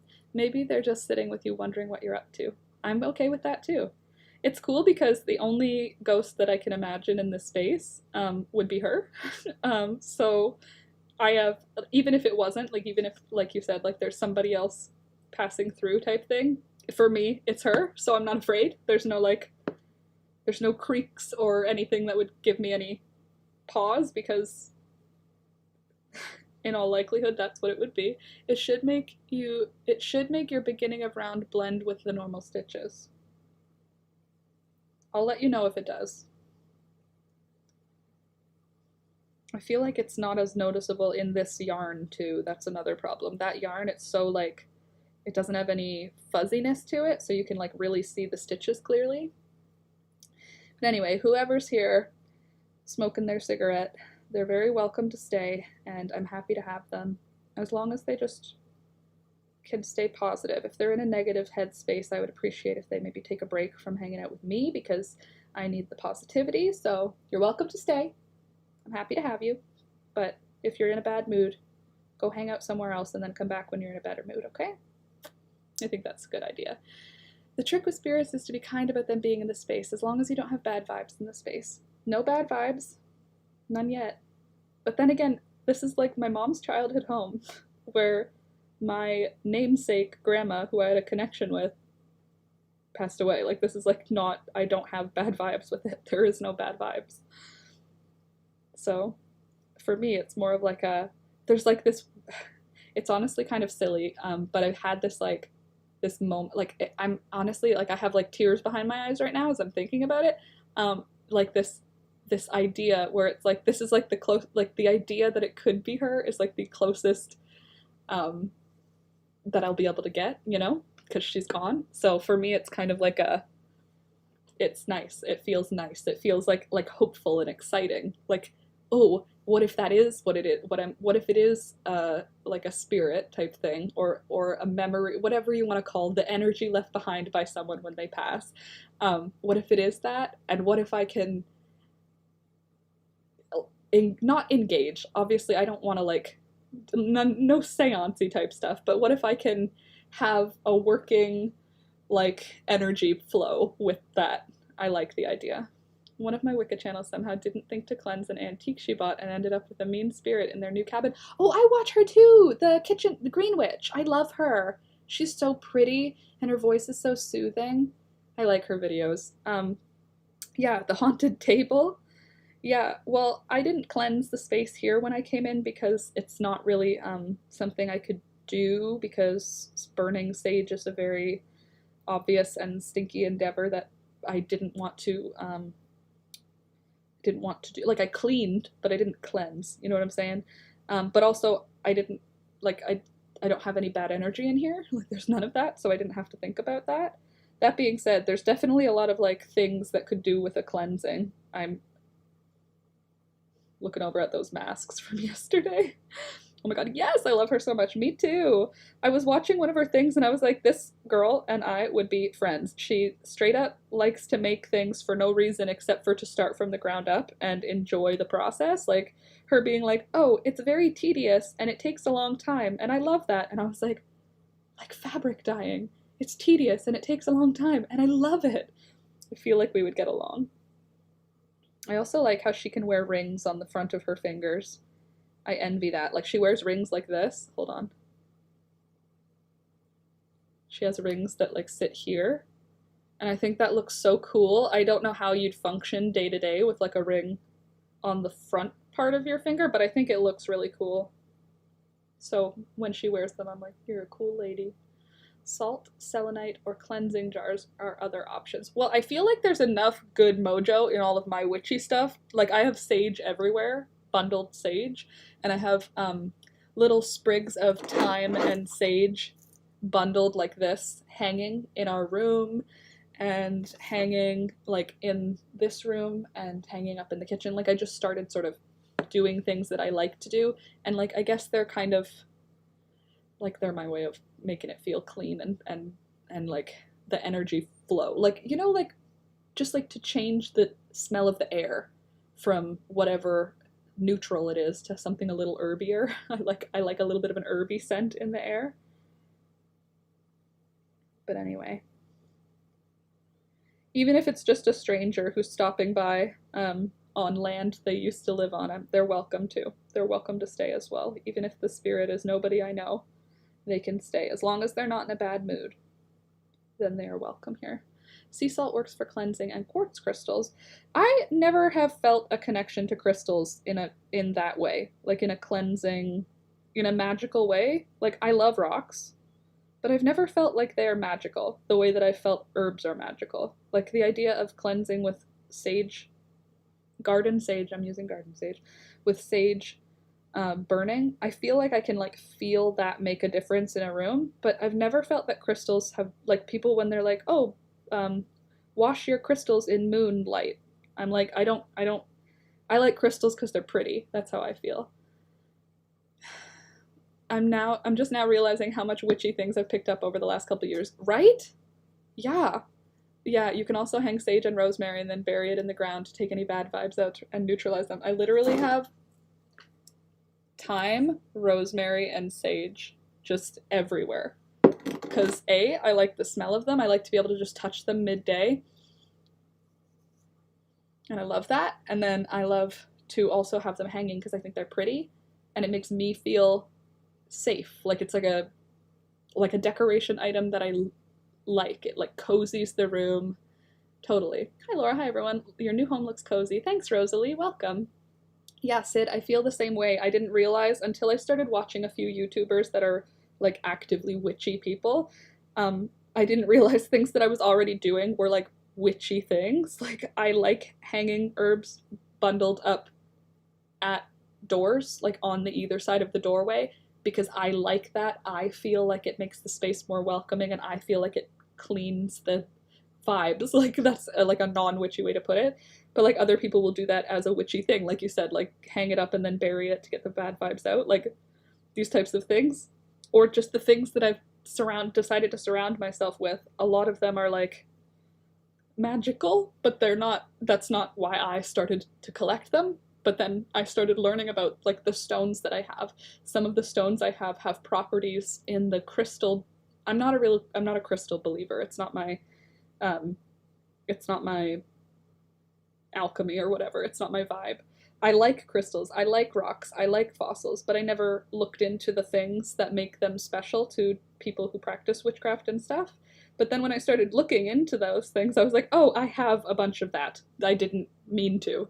If you want to look things up, look for warding against negative spirits, but things that allow good spirits to hang out, because like Palo Santo clear blade energy, but keep the good. Active witch, so I know tons of magical goodies. Tanya, please feel very welcome and accepted and encouraged to share about them because it's an interest I have, and I have a lot of interest in pursuing it, and I have been pursuing information offline. I mean, like outside of the stream, I've been doing a little reading and doing a little, little fun stuff. Oh my god, every time we get on this topic, I want to have a huge Discord call, right? Because it's so interesting. And like for me, it's like it all goes in like herbalism, medicinal plants, and eating wild foraged things and witchcraft. Those things all fit together to me. Like the natural dye and spinning yarn and hand embroidery, all that stuff fits with witchcraft to me. I wish there was another word, because the craft part I like, the witch part I feel like it puts people's back up and gets them. I'm getting off, see you later, bye AJ.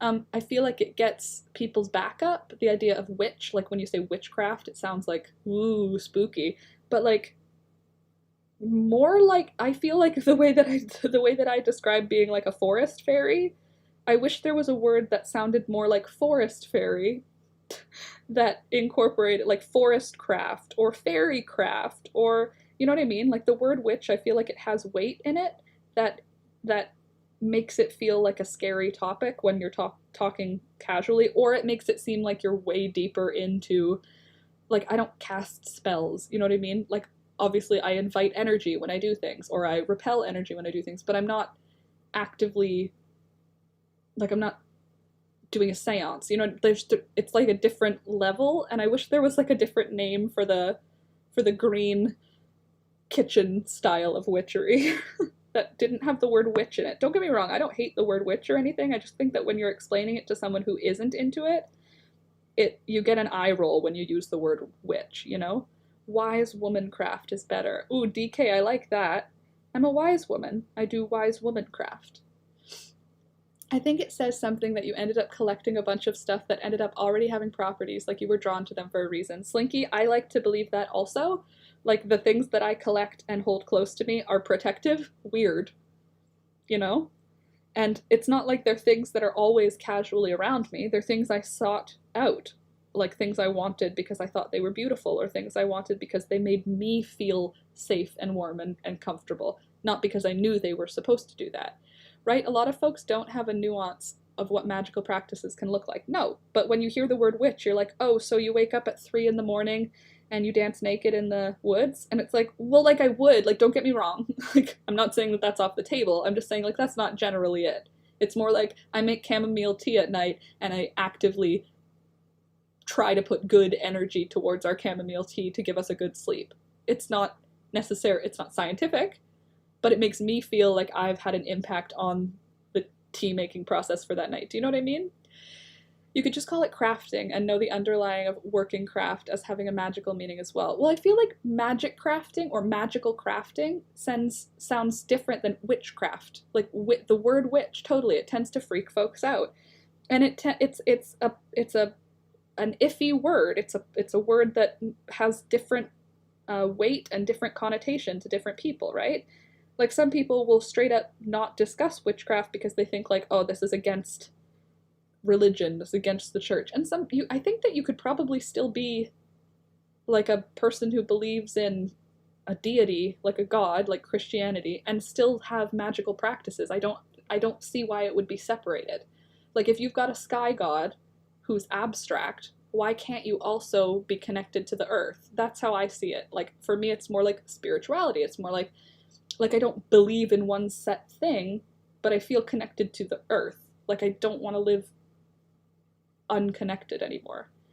Yeah, it's like a mindfulness practice. Yeah, like if you do yoga and you do meditation and you do a little witchcraft, I don't see a problem. Sounds the same. Even when I wear a pentacle, sometimes I get that freaks out. Yeah, people are not very understanding of things that they aren't actively participating in, you know? Herbalism is my biggest thing now to get healthy.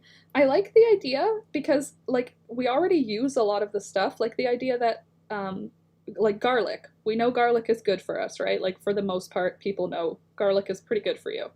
So why wouldn't you, like, the idea of fire cider? It's got garlic and hot peppers and whatever and blah, blah, blah, blah. But, like, why isn't that seen as magic? In some circles, it's magic. Like, that would be considered a magical herbalism thing, right? But for some people, it's like, oh no, that's just like cough syrup. Well, then why can't it be just casually okay that that's like a craft? Like, you crafted that thing, you know what I mean? You crafted that fire cider, and now you have a herbal thing that does help. Like, obviously, I don't think that all things are, I don't personally subscribe to all of the belief things. Like, I don't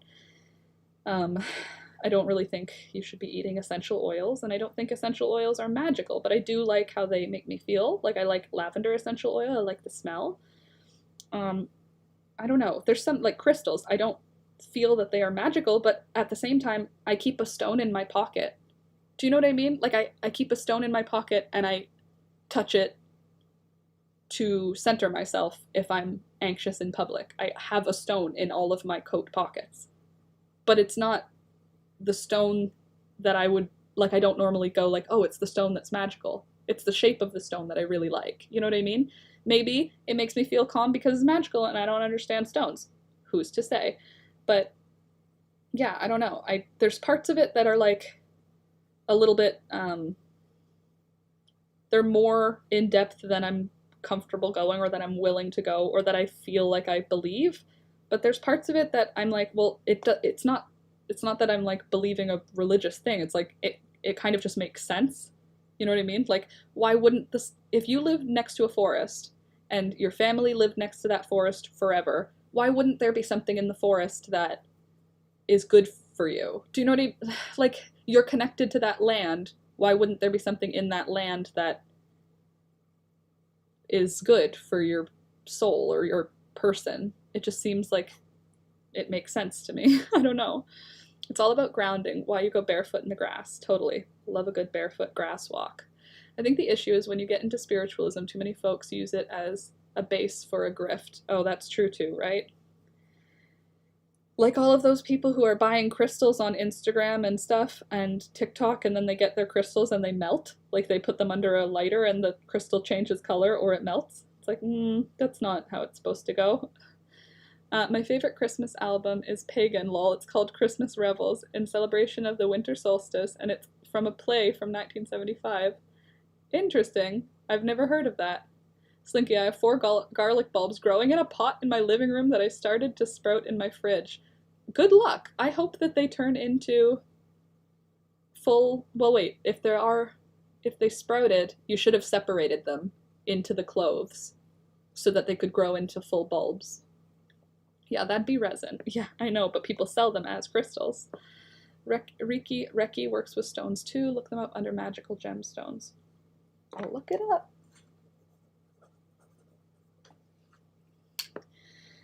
But because the crystal magical movement has gotten big enough, people are grifting with it and being like, this is a double-sided crystal, which is good for science, whatever. Life Sad said, hi Crafty, I guess time to unsubscribe. I pray your eyes will be open to God's truth. Oh gosh, that's a no from me. God's truth is not my truth. You can't serve 2 gods. You believe in God, the one true God, or you don't. I don't. I solidly do not believe in God.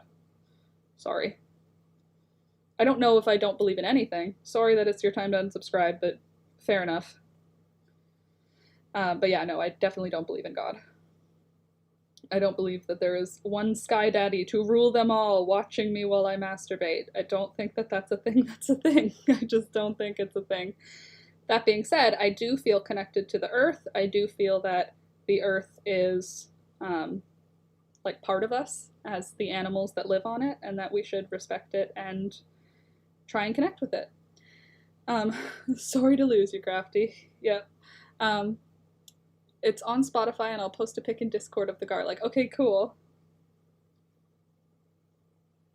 You know what I'm saying, though, right? Like, seems a little odd.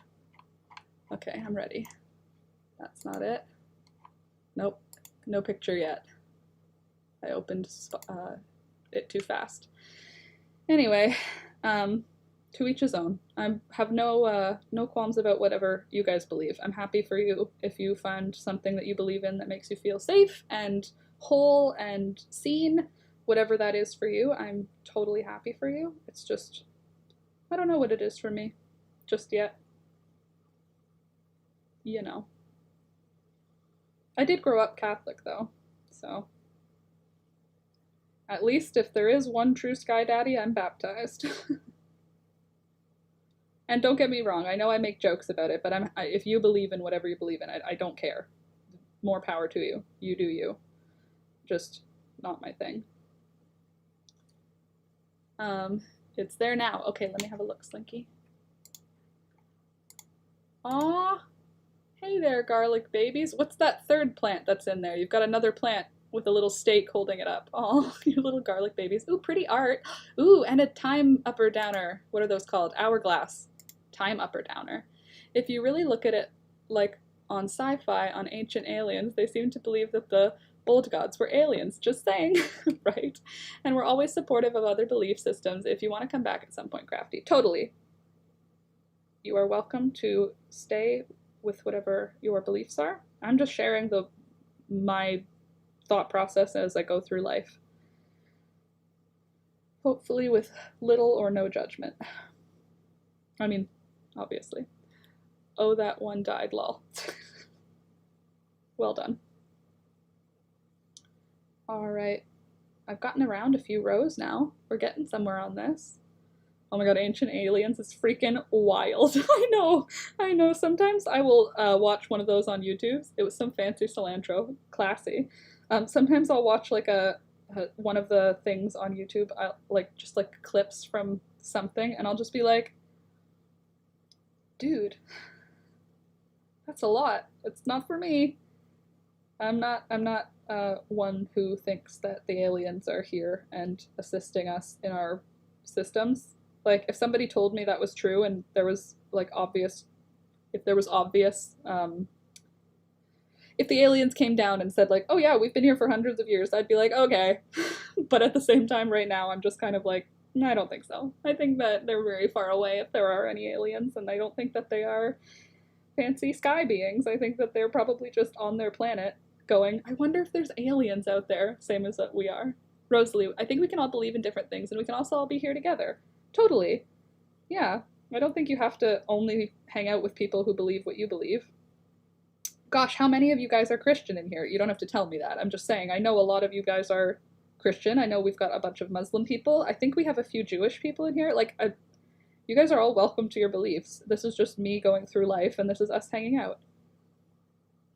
Gosh, I used to have a friend who was a Satanist, and that's like a legit thing. It's not like what you think it is, but like, it's not a big deal. People can have different beliefs. We're all humans. Right, I love them, totally. Sid, I watch them and cackle because they get awful reachy sometimes. Like, it could be aliens, or maybe our history as humans building things just goes back way farther than we currently know. Yeah, exactly. Maybe we just don't understand how they did something, so it's easier to just come up with a whole other reason why something happened. Maybe we don't understand how the world became the way it is, and it's a lot easier to make a story for ourselves. Just saying. If there are aliens looking down at us or visiting us, they'll be like, no, I think we're good. We don't need to come around here no more. Yeah, they came once and they were like, oh, these guys are not ready for us. They are not good enough at being... They haven't even figured out how to not starve. There's still hunger on the planet. We need to come back when there's Wi-Fi everywhere. Slinky, agnostic AF. Same. Maybe there's something, don't know what it is. How could I know? If there is an overlord, a magical overlord, why would he or she make themselves known to me? Little old me. I always like people who think different than me because it's interesting and it makes the world colorful. Totally. And also, if you're open to hearing what other people think and believe, you might find that you identify with some of it. That's how you grow and change as a human, which is important because you're only going to live this one life on Earth unless you're Buddhist who comes back. But we're only going to live the one life, most likely, so you might as well learn everything you can and enjoy all the people that you interact with, you know? To each his own. Don't forget to like the video, because I'm sure there's going to be a little bit of a dislike bomb from at least a couple of religious folks, so. As for the absolute with the crafty crone. Ooh, I like that. The substitute for witch. A crafty crone. I'm a crone crafter. A crafty crone. Yeah, I don't mean to get up on Christian folks. I had bad experiences with some people at my church in high school, so I'm too aware of those who are closed-minded. I know that's not all Christians. Yeah, same. Literally same. I have no issues with individual Christian people. It's more that the system that I grew up in, I don't like that it was like the way it was. And I grew up in like a nice church. Like, I didn't grow up in like a hardcore church or anything. It was a nice church. I don't like the system that it is, and I don't like the intensity with which some people can assert their closed-mindedness, you know? Like, I am altogether done with you.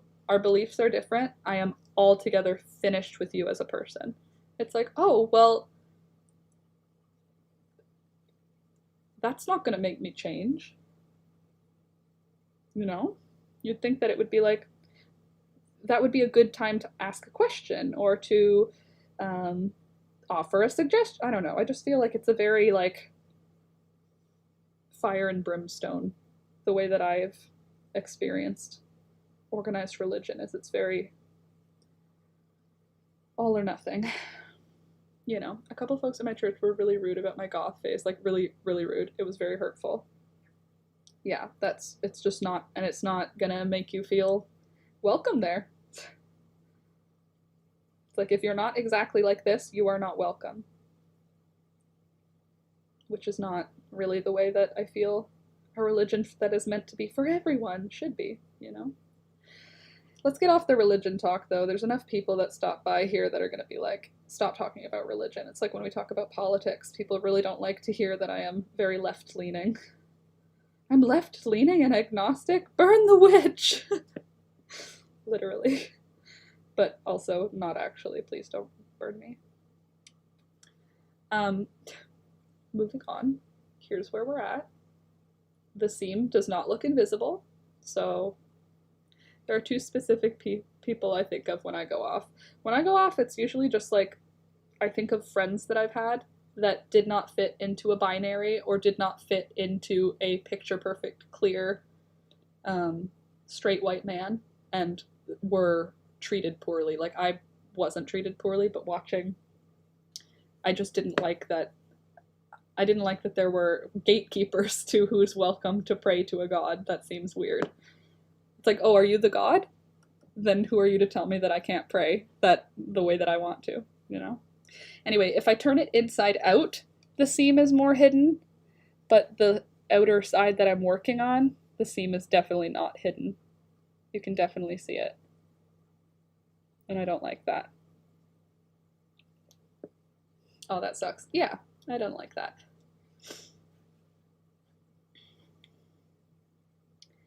Maybe that's why Cronecraft appealed to me. There don't seem to be any gatekeepers. It seems to be a pretty individual practice. And it seems to be a pretty individual experience, which I like. You can look for others who can inspire you and who you can learn from, but it doesn't really seem like a thing that that you need to you don't need permission, you know, for any Cronecraft. What are you thinking? I wish I could help. I'm no good at hiding them either. Okay, so it's not just me. Wait, we're skipping the last stitch, but we're putting a crochet in the first stitch. Is that supposed to make a diagonal line? It doesn't feel like it should be diagonal. Hi all, Nova Scotia alien checking in. Welcome, Nancy. Good morning. Glad to have you. Nancy, how are you with crocheting in the round? Maybe you can help me out. We're trying to figure this out. Is the line supposed to be straight up and down, or should it be going on a slight angle?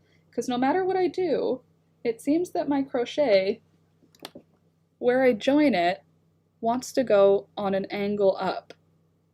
But I don't know what I could be doing wrong there for that to be happening.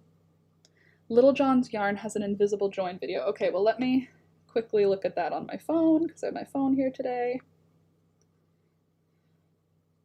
Do any of you guys watch Maisie and Ruth? I was looking on my analytics last night, and it said a lot of my viewers watch a channel called Maisie and Ruth. I haven't checked them out yet. I just saw it last night, and I liked the name, so I wrote it down. Little John's Yarn.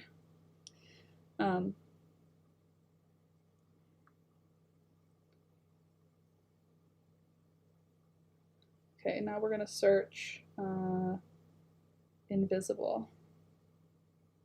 Oh, invisible join yarn. No, not invisible join yarn.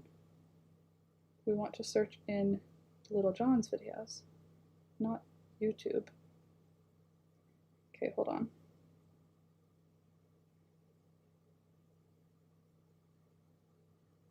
Okay, let's try.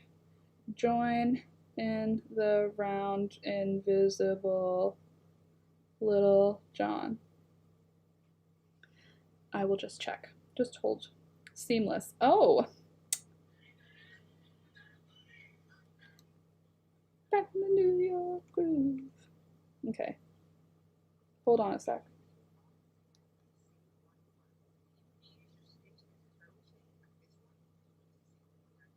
Yep.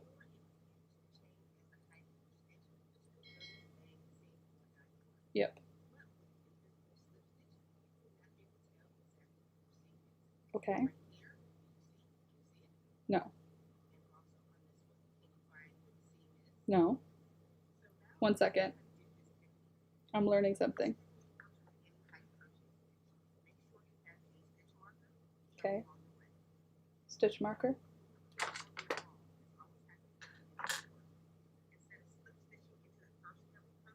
Okay.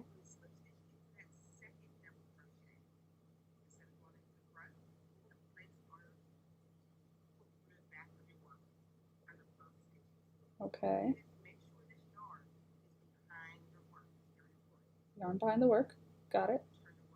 Turn the work around. Stick.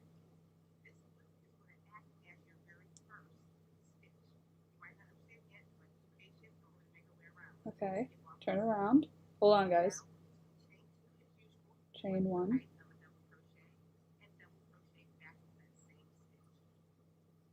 All right.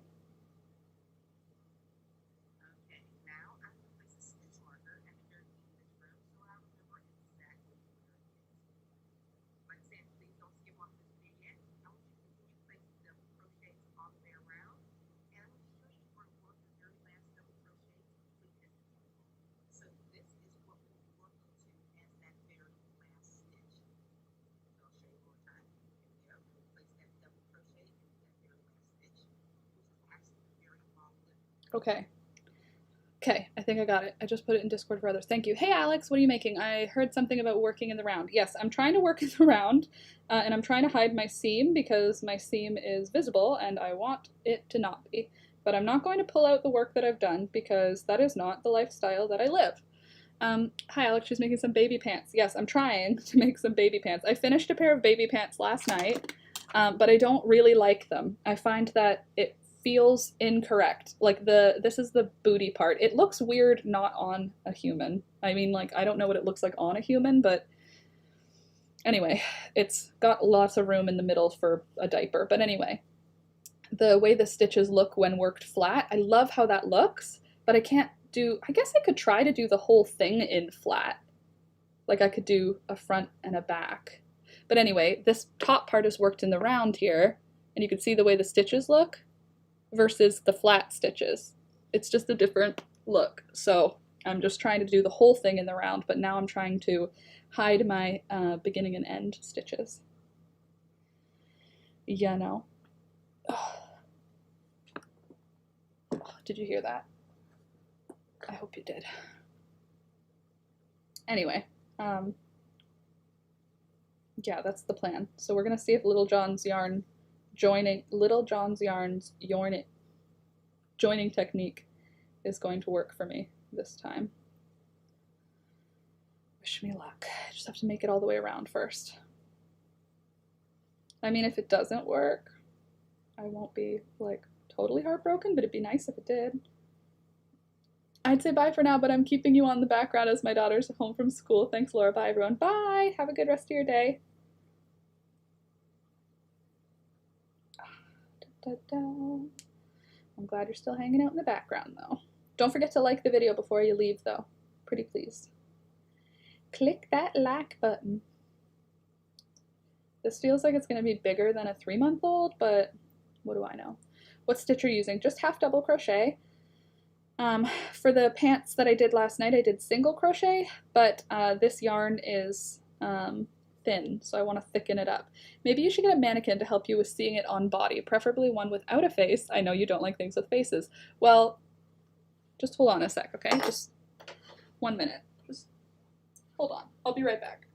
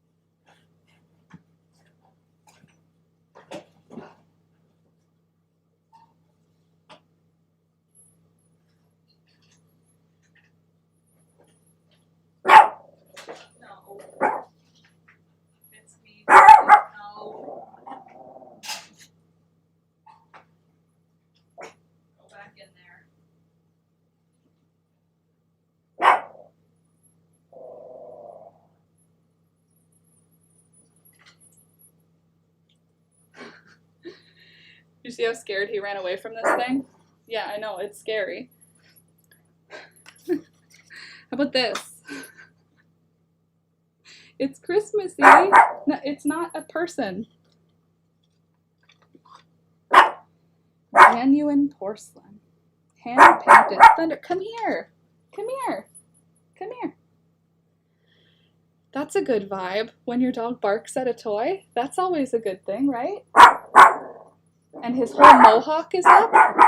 Thunder, come here. Come here. Come here. Look at his whole mohawk is fully sticking up. Is this a friendly friend or a foe?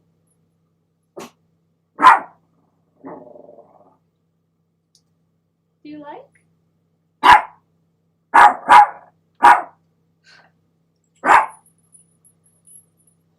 Note to self. Thunder hates clowns. He no like. Oh, shh. You're too loud though. Anyway, we're not going to use this one because Thunder is telling me not to screw around with it. You just go back over here. Please don't move on your own. Thank you. Grandma, if you're present, please don't let that clown interact with me anymore. He no like, yeah. Oh my god, lol. I thought maybe it would be a good size for a baby, but Thunder immediately was like, nah. Sorry, Thunder. I didn't know that one had energy that you don't like.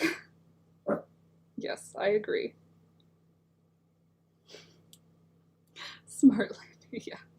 Well, I don't know. I thought maybe it could be baby-sized. We could try the pants on it, but Thunder was aware of something I am not. And, I mean, honestly, I can't say I like a doll that is a clown and porcelain and has a face. It has all the reasons that I don't like those things. But at the same time, I thought it was baby-sized, so I thought I'd give it a shot. Thunder said, no thank you. He actually said, get it out of here now, is what he actually said. Lol. The stuff of nightmares. I would have to agree. I'm not a big fan of things that have faces. They freak me out. Things that have human faces. I need to clarify, I suppose. I do not like human faces on inanimate objects. But I'm beginning a test of your baby bloomers pattern. Oh, okay. I made a change though. When you finish, there's a change. There's a change to the instructions. In the instructions, it says to increase every other row. I only ended up doing 2 increases though. When I say to do increases around the waist, I only did 2 instead of 5. So I have to change that. Because it says for the first 10 rows increase every other row, but when I was actually working through it, I pulled back. Don't tell anyone though, Sid. I pulled back a few rows because it ended up looking too big, so I only did 2 increases. So only for the first 4 rows increase every other row round at the sides. I'll fix it on the Patreon. I'll fix it. But when you get to that point, there's going to be a change. But awesome! I'm looking forward to seeing how you get through it, how it works for you. But it does change a little. Not a lot, but a little bit.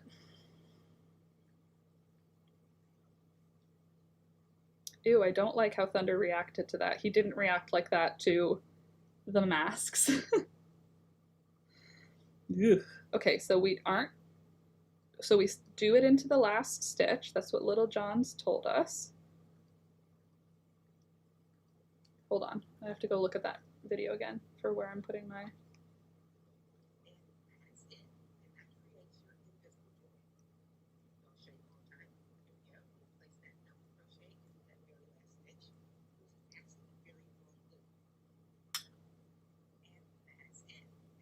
Okay, the very long loop is the last stitch. So last stitch, and then we're gonna skip the first stitch and half double crochet, and slip stitch into the second stitch, the long loop, and then we're gonna chain up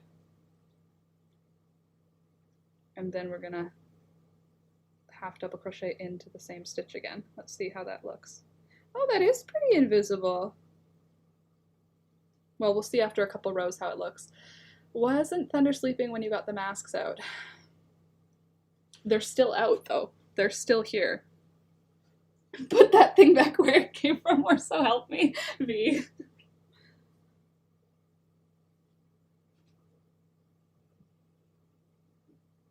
What do you think of that, Thunder?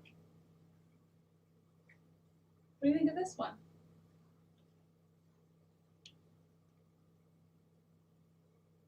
You like it? You want to sniff it? See? No bad vibes on this.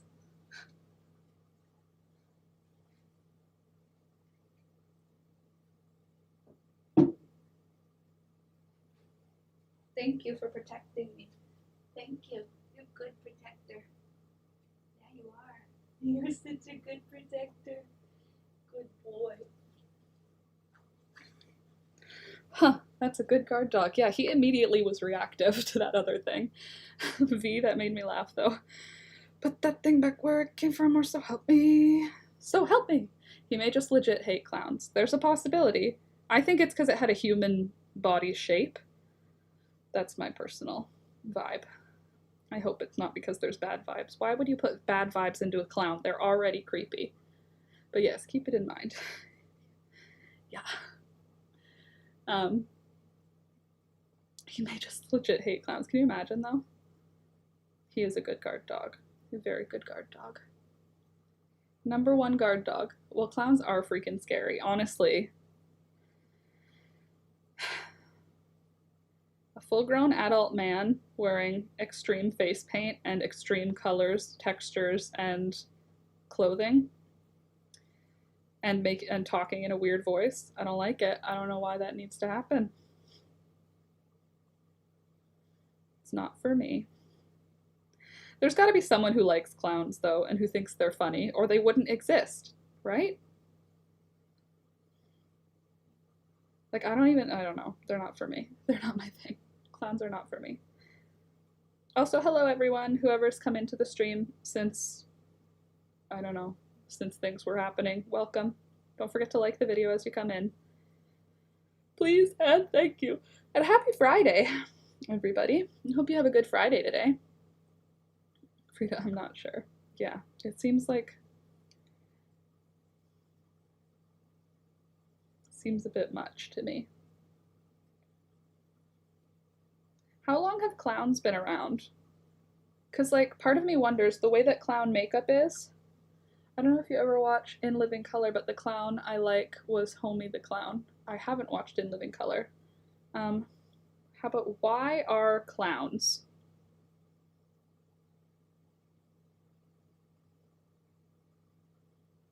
And let's see why they are.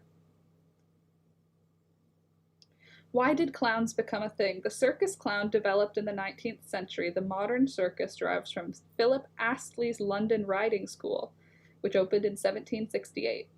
Astley added a clown to his shows to amuse the spectators between equestrian sequences.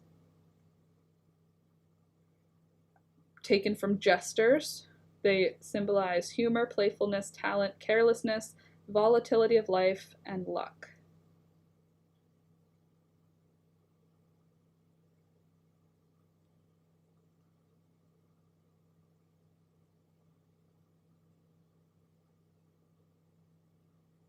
That's so weird.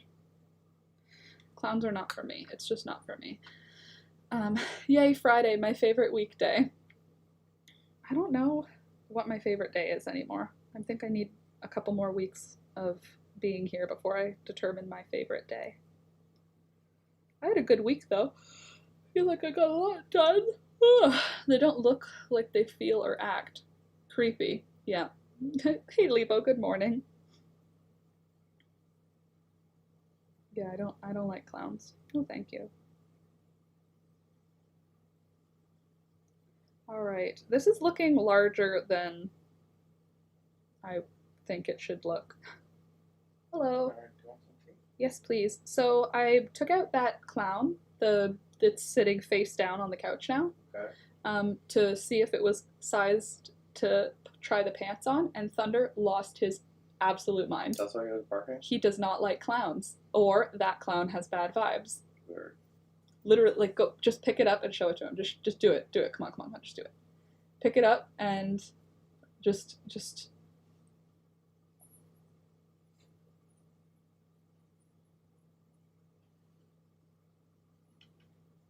show him.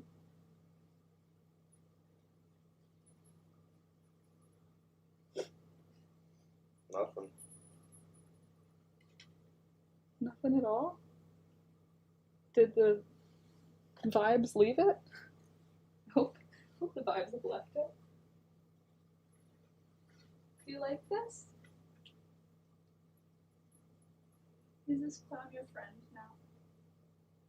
His whole mohawk is up, though. He's not barking, but his whole mohawk is up. Are you telling me it's a no-go? Is this one a no-go for you?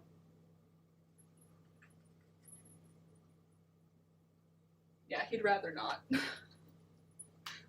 Well, he's definitely not going towards it. He's definitely not going towards it. He didn't freak out, though. Sitting face down. What the crap? I put it face down so that I won't see its face. Is that your cup? Yes, this is my cup. Hi, Laura. I plan on buying a sewing machine, but I have zero sewing experience. Could I learn to sew by myself with, like, online classes or something? Absolutely, you could. Sewing machines, they're more intimidating when you're new to it, obviously, because it's like a machine with pieces and stuff. But absolutely, there's from the ground up sewing tutorials, like unboxing my sewing machine and turning it off and turning it on. So yes, you definitely could. That being said, I wouldn't bother going for some fancy, expensive machine if you're new to it, because it'll just be more complicated learning all the things. Laura doesn't like clowns either. They don't.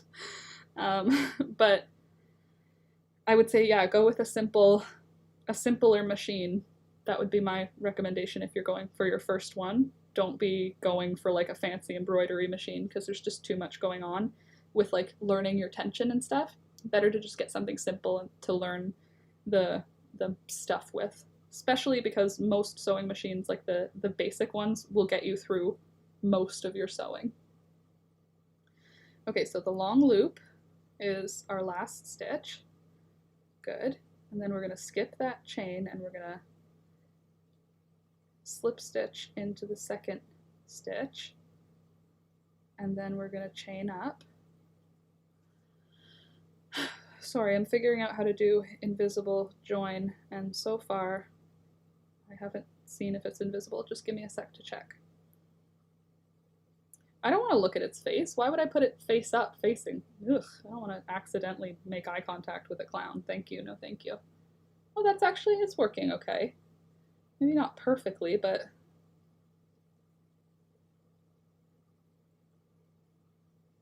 I guess it's more invisible than before. I just want to make a few clothes, nothing too hectic. Yeah, if you're just doing like the seams of clothes, I would say, yeah, you'll be fine. I have opted for a really good basic one, then one with fancy stitches. Yeah, I don't know if you can get PFAFF here. We have Brother and Singer as our main brands for sewing machines, Brother and Singer. And if you're in the US or Canada, I would say go with Brother or Singer, just because there's lots of places that can repair and tune them. Like every couple of years, you should get your sewing machine brought into a place, and usually a very old man, actually exclusively an old man. You're only going to be giving your sewing machine to an old. I've never given my sewing machine to any person other than an old man. And then they take it apart, clean it, and put it back together, because they need that done, and they oil it and stuff. They just tune it up like a car. But Singer and Brother are like the two most common. Yes, always an old man. Very good.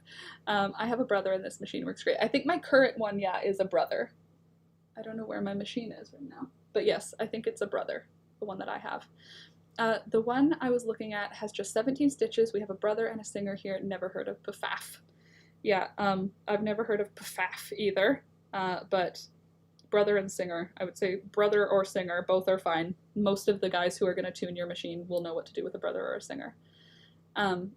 It's German. I have a Brother or Singer. I have heard Brother or Singer are really good ones. They've been around for like hundreds of years. Singer has anyway. Singer's been around for hundreds of years. Brother, I don't know how long Brother's been around, but since it's an old company, there's like people who will fix it. But yeah, just get a basic one. For clothing, you never need of the like there's I have on my machine, I have, don't do that. Don't. That gives me the heebie-jeebies. Sorry, he just started growling. What was I gonna say? Oh, on my machine, there's like there's some stitches that are like flower embroidery stitches, but they never look the way that they are supposed to look. Like I never have them look perfect, and they never stay perfect. Like if you just press down on the pedal and just keep going on high speed, your flowers end up getting distorted, and the back never looks pretty with all of those embroideries. Like you just need a straight stitch. Mostly, you just need a straight stitch. You know. What weird. We have Brother and Singer here too, but Pafaf is equally prevalent. Pafaf. I wonder what they would change it to if they... Maybe it's here and they've just changed the name so it's not Pafaf. Pafaf is really sturdy. It's not digital, and it ka-chunks its way through 6 layers of denim as long as I have the right needle. Oh, that's awesome. 6? What were you making with 6 layers of denim? You need a straight stitch, a zigzag, and a walking foot, and you can do everything. Yes, you need a zigzag. That's true too. A straight stitch, a zigzag. Let me think if I like any of the other stitches for like real use. I mean, I guess it's nice if it has a buttonhole stitch, but like I literally hate using it anyway, so I don't know that it's that useful. A quilt for the dog. Oh, the old jeans. I remember. Say it again. Pfaff. Yes, Sid. Yeah, totally. A walking foot is good to have. Is that a quilting foot? When you say a walking foot, do you mean a quilting foot? The one so that you can go in multiple directions? Oh, I do like to have a zipper foot now. I would like a zipper foot. I don't know, can you get a Brother or a Singer that's industrial? I think Singer maybe. I don't know if you could get an industrial strength Brother. I think Singer has a industrial one though, like where it's like a bigger machine. I have my mom's Kenmore. Oh, totally, Kenmore's too. Kenmore sold their machines to Singer from the 70s. Hey, and it still works? That's awesome. Sid, it is, but a bit more home friendly. Like a step up from a general sewing machine, but a step down from a straight up industrial machine. I've never seen an industrial Brother machine. No, but Singer, yes. I've never seen an industrial Brother either. Well, my brother is an industrial Brother. Because he works in an industrial place. I'm funny. Yeah, but yeah, I would say go for a basic. And you can make clothes, totally. And totally you can get, if you go on, like, not even a paid site like Skillshare, you can get free sites, A, YouTube, but also B, like lynda.com. There's totally ways you can get classes without even having to have a subscription for anything. No, a walking foot has feeder feet on the top to move the fabric through evenly, perfect for straight quilting and stretch knits. Oh, okay. Yeah, then a walking foot, that's just the main foot, like the one that you put on first. Wow, do you hear that? I like having a quilting foot and a zipper foot also, though. Usually when you buy a machine, even a basic one though, they come with a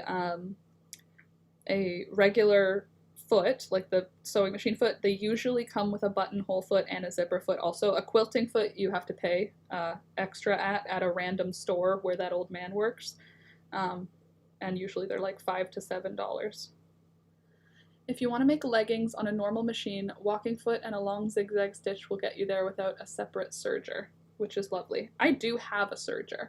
I just haven't tuned it in a while. The sewing classes are a bit over my budget since I need to buy the machine first. Yeah, so sewing, you don't have to pay for sewing classes because sewing classes can be pricey, but you can get videos that are really clear and really helpful. I've had videos on YouTube help me anytime I have like a question, like if you search why is the yarn bunching at the bottom, totally, but also there are free ones. So I wanted to be sure I could at least start on my own. What is a serger? A serger is like, you know when you buy clothes, it's sometimes called an overlock machine, but you know when you buy clothes and they're like finished, okay, come on, Laura. And they're like finished on the inside like this? This was done by a serger. So it sews this finished side, but it also cuts the fabric so that you only have the little edge. So it's just finished. You won't have any fraying. Whereas the hem is done with a sewing machine. Like that's done with a sewing machine. This here is done with a serger.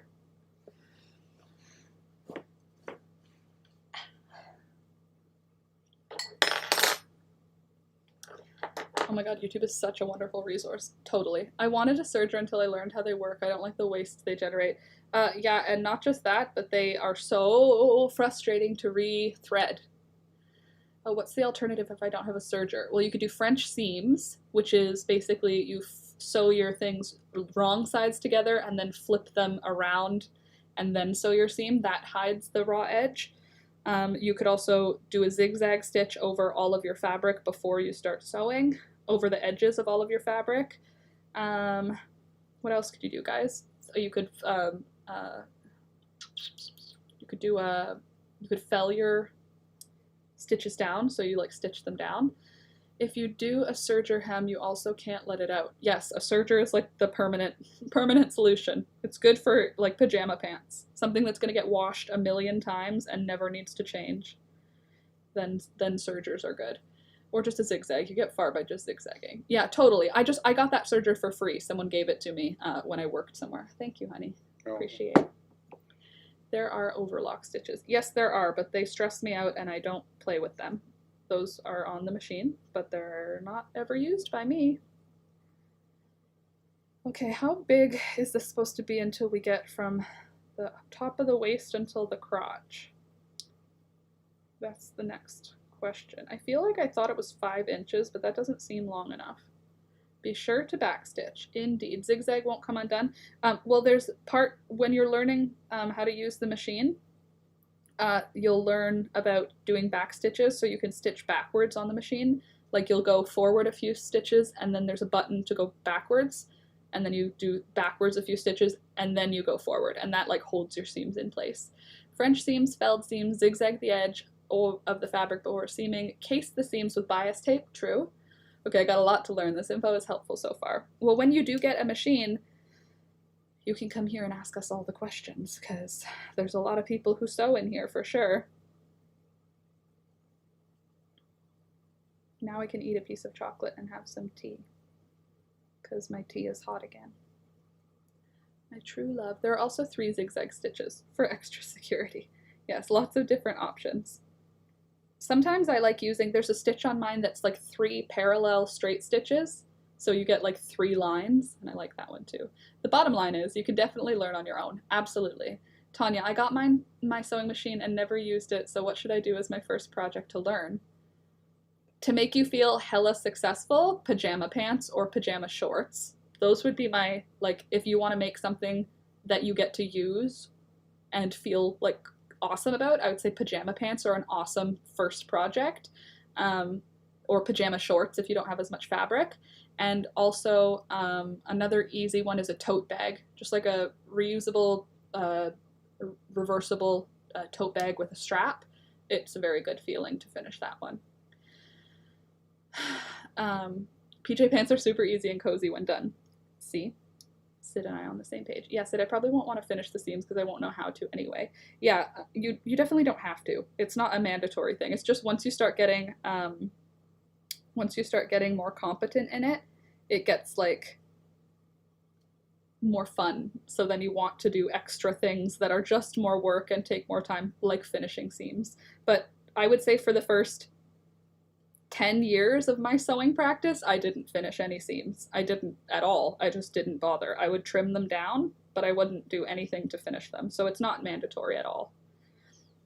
Laura has a skirt tutorial that you could make a cute skirt if you wear them. That's true. That wasn't too hard. It does have a zipper though, so that's a little bit Like, I feel like it took me a long time to get zippers. Yay, I need PJ shorts, and tote bags would be awesome. I love tote bags. I could make another tutorial for a tote bag. I have one already on my channel. It's a 5-part tutorial of how to make a tote bag, like hella detailed. If you want to learn how to make a tote bag, there's even a pattern for it in the video. Actually, you know what? I'm just going to find it because it's actually, I think it's a good tutorial. It doesn't really have a lot of views on it because it's old, but I think it's a good tutorial. So I'm going to find it. I'm just going to search in the Google bar and see if I can find it. Last Minute Laura tote bag tutorial. Let's see if the internet, it found it right away. Thank you, YouTube. Beginner, part 1 of 4. No, we don't need music. I don't need your ads sounds. Let me have a sip, a little sippy. Let's see how it sounds. Oh, what a cute video! Hi guys, today I'm going to show you how to make this. Look at how cute I am! Reversible, one-of-a-kind, 2017, tote bag. 89 views. That's hilarious. 89 views. So if you guys would like a really high quality video, here is a really high quality video. Oh, he likes it because I started drinking tea. It has nothing to do with my video. Let me see if this isn't any good. Oh, this is just... And change it to make it... I did a 59-second video to intro it. Come on, Laura. Trying to get those AdSense. Okay guys, so today I'm going to show you how to sew your own reusable, reversible, handmade, one-of-a-kind bag. Oh my god, look at Not my working chubby with the cheeks. I look like a baby in 2017, 2018, 19, 20, 21. That's only 4 years ago. I still have that shirt. Okay, hold on, let me exit out of here. Sorry, I got distracted by my own face. Surprise, surprise. I don't even trim any of my seams down. There you go. Yeah, just press your seams open and call it done. You can always finish them later if you want to. I've been going back and finishing seams in old things just for practice. I'm not giving you, it's tea. Look. It's hot tea. You have no desire to actually have it. Tote bags are beginner friendly. Yeah, I love tote bags. They are, I had a whole business of making tote bags because I got so like amped up by making them that I sold them. I just sold them for years. I was selling tote bags, and I had a market stall in the Byward Market in Ottawa, like a whole thing. I'm going to show you a couple of them.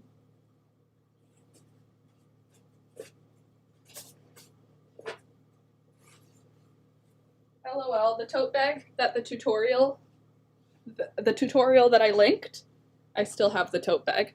How did you sell them? In a market. Like I had a market stall, and I would like ride a bike to the market, set up my stall in the morning, and stay there for 5 months. And then I sold on Etsy for a while, and it was like a whole thing. This is the tote bag that the tutorial is for. Super simple. Look, see? Sugar Plum Originals, that was my brand. Look at this adorable fabric. This was years ago, 2017. I was already ready for the EIEIO style farm. Isn't it cute? Cute little bag. So, simple tote bag like that. Reusable, reversible. I love a good reversible bag. And then this one, I made this in high school, so this would have been in grade 11, which would put me at 17. If I'm born in May, I would have been 16 or 17, and I'm 29. And this is a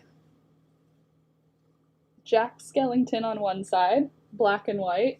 It's been washed a lot of times. And then the other side is one fish, two fish, red fish, blue fish. One fish, two fish, red fish, blue fish. Is Etsy feasible for selling stuff? Like, is it worth it after the deductions? When I was selling on Etsy these tote bags, no. There was no fees. So this is a while ago. This is, when I was selling tote bags, it was this time. So more than 10 years ago, there were no fees on Etsy. But this one was a high school fashion class. We had to make an art project with a tote bag. So I did, what is it called? Juxtaposition was my, like, thing for my project. So it was black and white on one side. and rainbows on the other. And it's got pleats in it. Gosh, I love this bag. I won't ever throw it out. Very nice. Can I use it for groceries? Is that what tote means? I mean, you can make it any size, so you could use it for groceries, yes. But like this is also a tote bag. This little one. Dyed by dip dyeing in black walnuts. With a little flap over top to make it feel like a little messenger bag.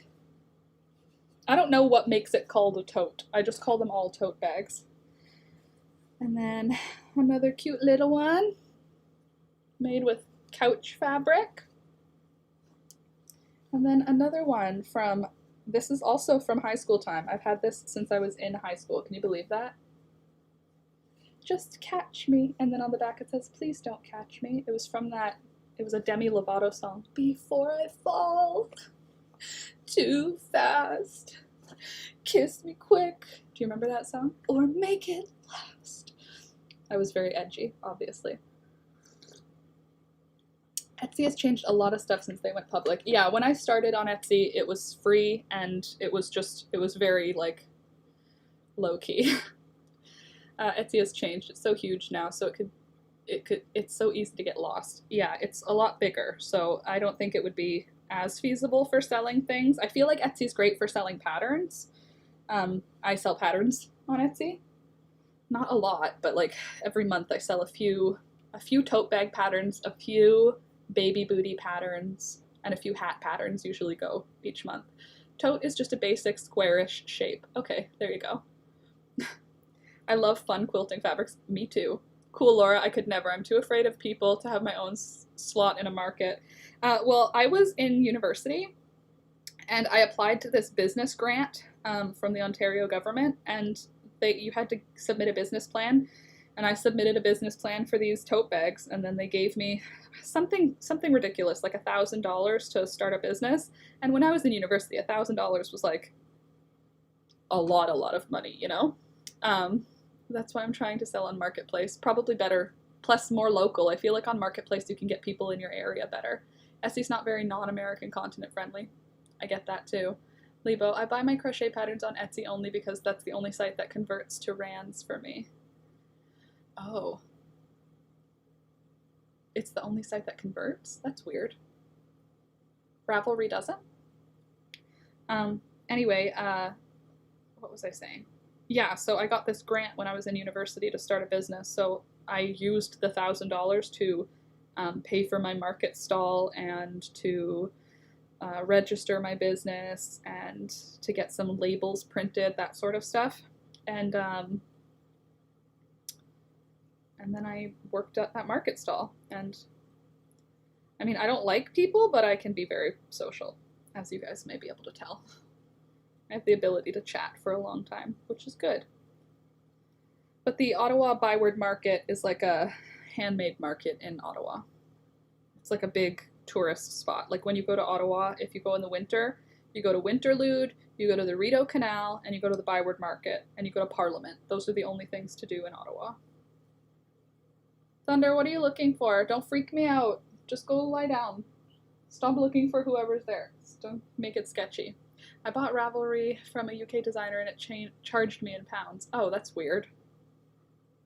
Or, well, not weird. I mean, like, yeah, that seems like they would just convert. How much extra effort must that be for Ravelry to, like, put a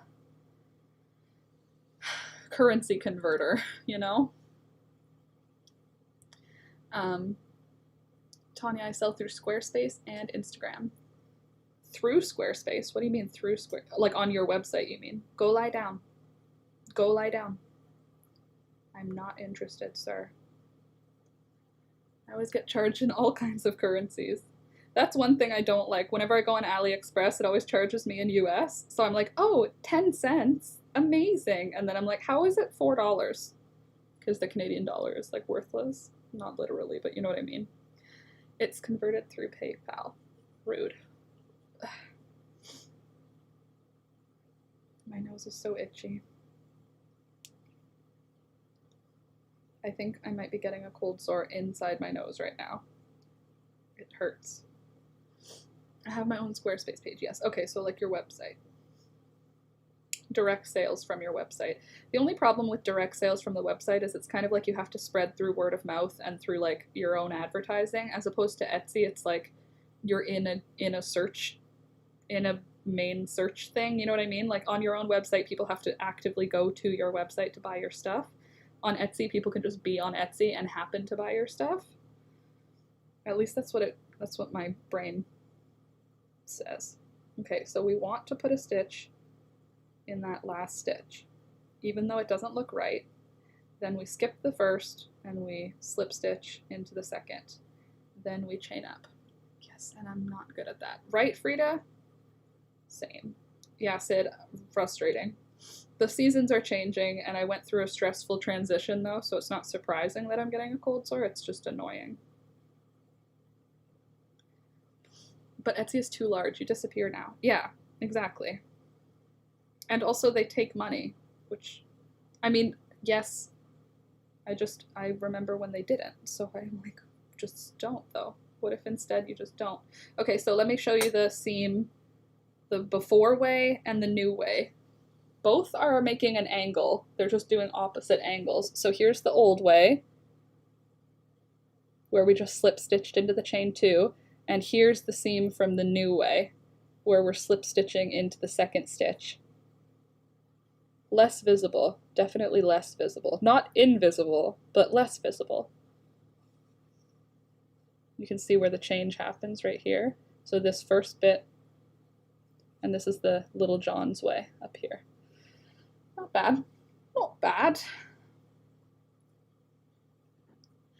Etsy develops stuff that hurts makers though, such a bummer.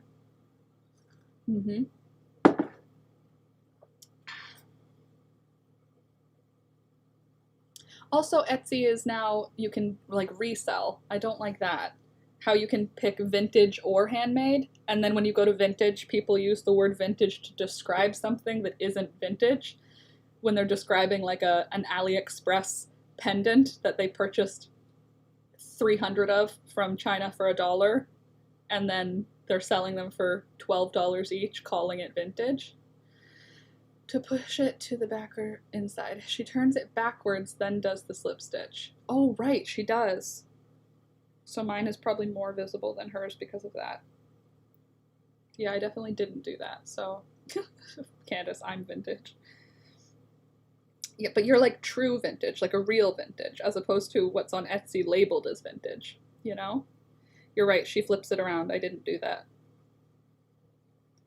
Well, maybe I'm just gonna do it my way now, because this is the new way.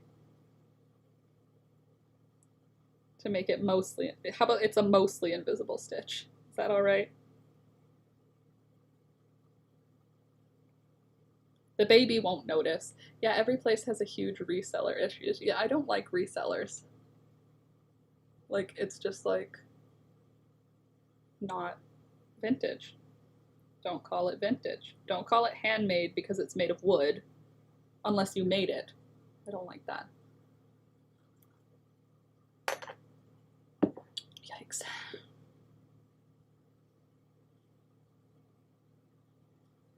Maybe I'll finish these pants today. This is working up really quickly compared to the other one. Older than vintage. Ancient. No. You all are aging like fine wine. Don't even worry about it. You're a collector's item, that's what it is. You're one of a kind.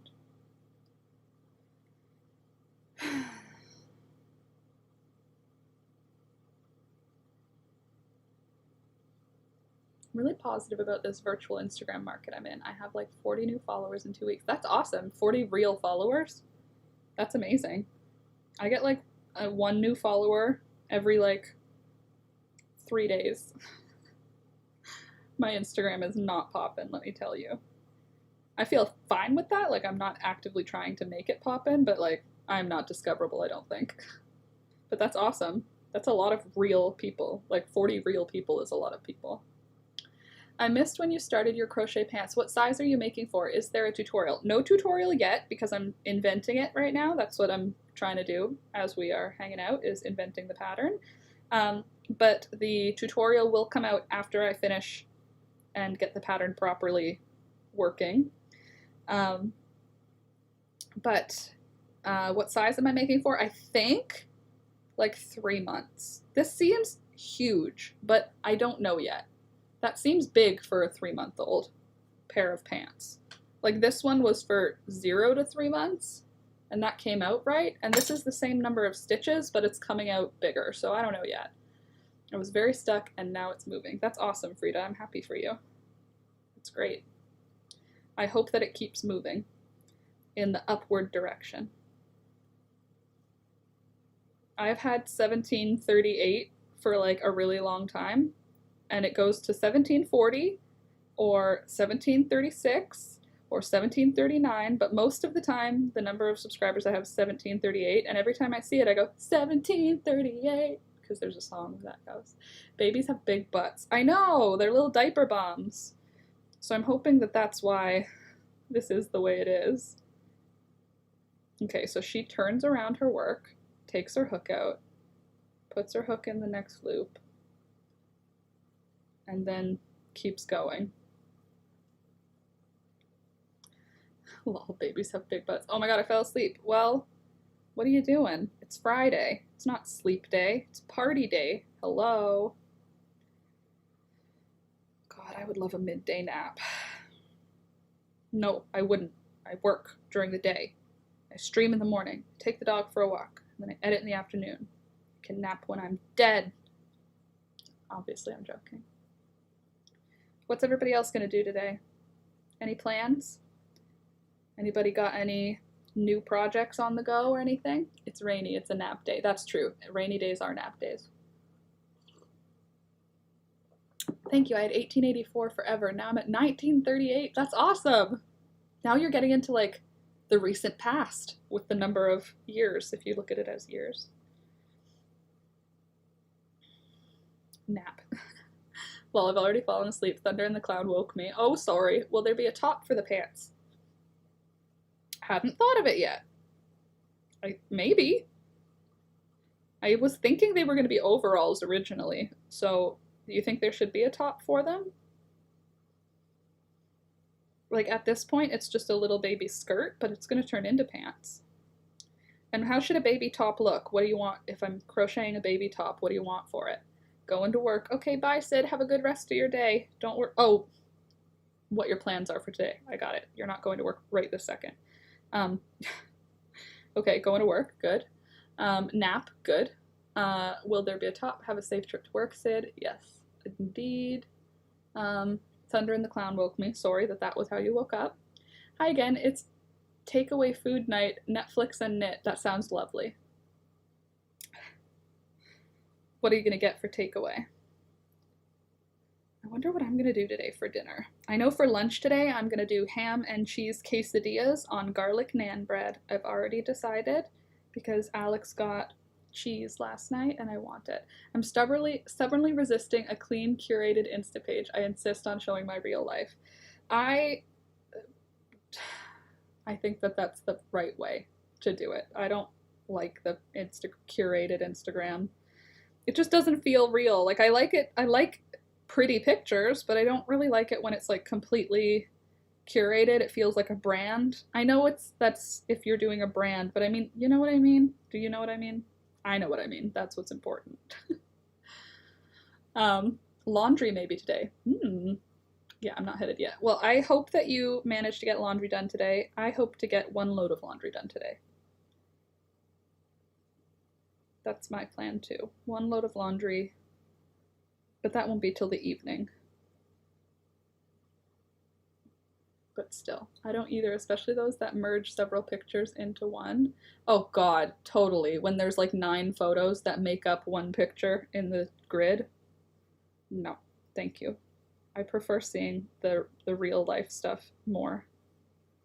Like if I want to go see your stuff as a brand, I'll go to the website. Your website is like a branded place. You know what I mean? It's like to get to know you is what Instagram is for.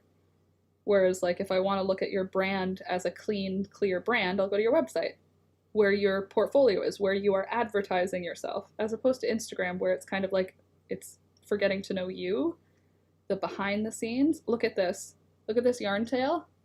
That's all I have left, and I have one more stitch. Is that not a crazy? The website is clean and curated. Exactly. So if I want clean and curated, I'll go to your website. You know what I mean? Instagram, I feel like I want it to not be that.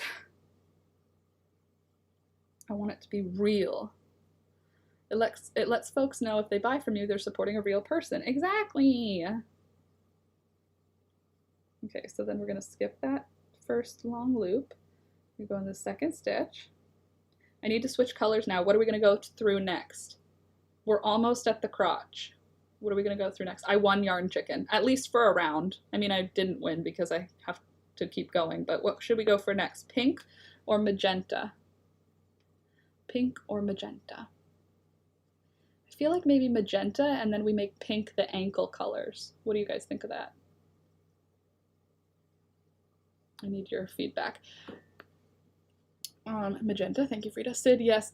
And they really know when they get a pink parcel with lots of weird stickers on it. Stickers are always good. I love stickers. I have a lot of stickers, and I feel like I haven't used them because I love them. Because that makes sense, right? Why are you hoarding your stickers? Because I love them and I don't want to use them. It doesn't make any sense, though. Okay, magenta it is. Thank you for your feedback. For your live feedback. See, you get to vote. Oh, God, my eye is like... There's a sneeze in my nose. Oh, gosh. Anyway, thank you for your feedback. Your feedback is important to us. Your call may be recorded for quality assurance purposes. Quality assurance purposes. Okay, and then we're going to half double crochet in the first one. Magenta it is. Hopefully it'll look really, really cute. How long before the crotch seam here? Measure from the tippity top to the crotch seam is 6.25. Let's see how far we've gotten. We're at 5.5, almost at the crotch seam. Thank you, Tanya. I may need the bless you this time. With that clown in the room, you know. Thunder, stop licking your feet. Thunder. I can see you licking your feet, even though you tuck your little head in, I can see. I have eye stickers for the postal workers. I'm watching you. So creepy.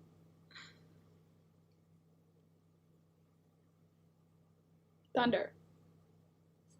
Stop licking your toes. He does that like to fall asleep. He like licks his toes, but like I don't know why he's doing it. Okay, now he's just resting. He's very cute. Oh, this magenta is really pretty.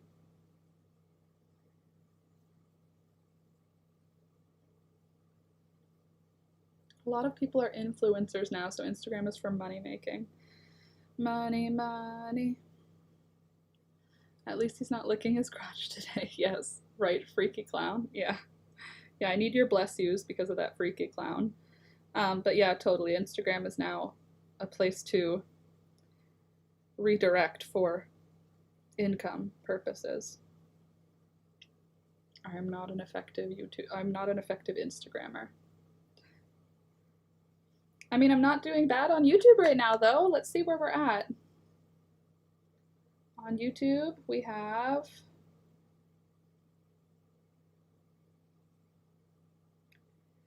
63,176 subscribers. That's pretty... I mean, like I'm saying, that's pretty good to try and sound like I'm cool, but to me that sounds amazing. 63,000, that's a lot of people. I don't know that many people. Do you know that many people? People, yeah, I get it, but I still don't like it. Yeah, same. I get it, I just don't like it. Like, when can we have just a social platform that isn't gonna try and be monetized? Can we have a social platform that's just for social? Just so I can show off my cool stuff without being like, check the link in my description. I try to post every day, And if I'm thrifty, several times, but I get stressed, it can be quiet for a week. That's me too. Except for the everyday thing. I try getting posting like every couple of days, and then something will happen in the real world and I'll just like drop Instagram for a week. Just it's not my main source of vibes. It's not how I do vibes now. Heading out to collect some red dogwood branches for decorations. Bye, Nancy. Have a great time. What does red dogwood look like? I'm going to search it while you head out. Red dogwood. Have a good time. If you see some birds, I hope you do. And, oh, it's like actually red sticks. Cool. Those will look pretty. Enjoy. Laura, you only did 2 increase rounds, or did you do a total of 3? I did 2 increase rounds. So I did the first time around. Hold on.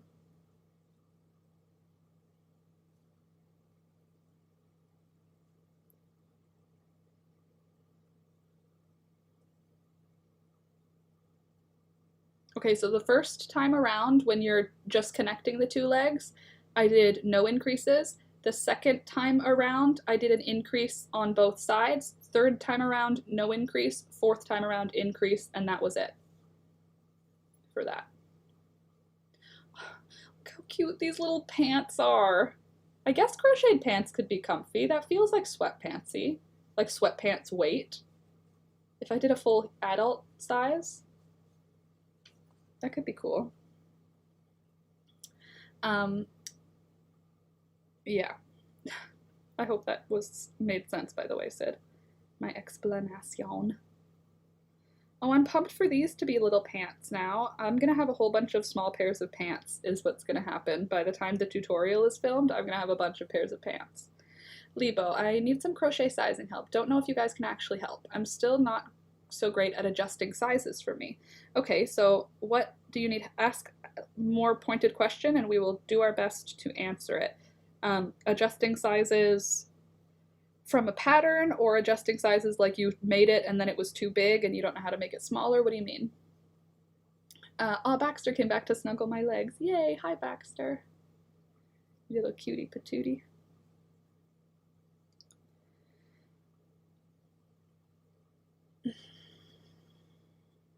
But if I can help you with the size adjustment, I will.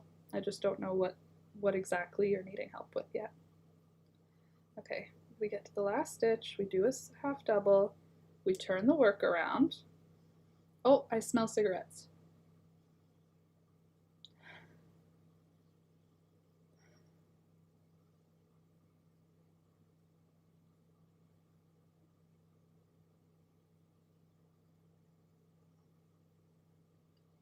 Coming for a coffee and a cigarette?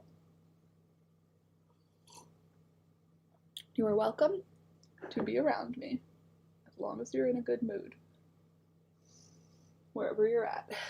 Anyway, turn it around, second chain, pull up the loop, turn back around.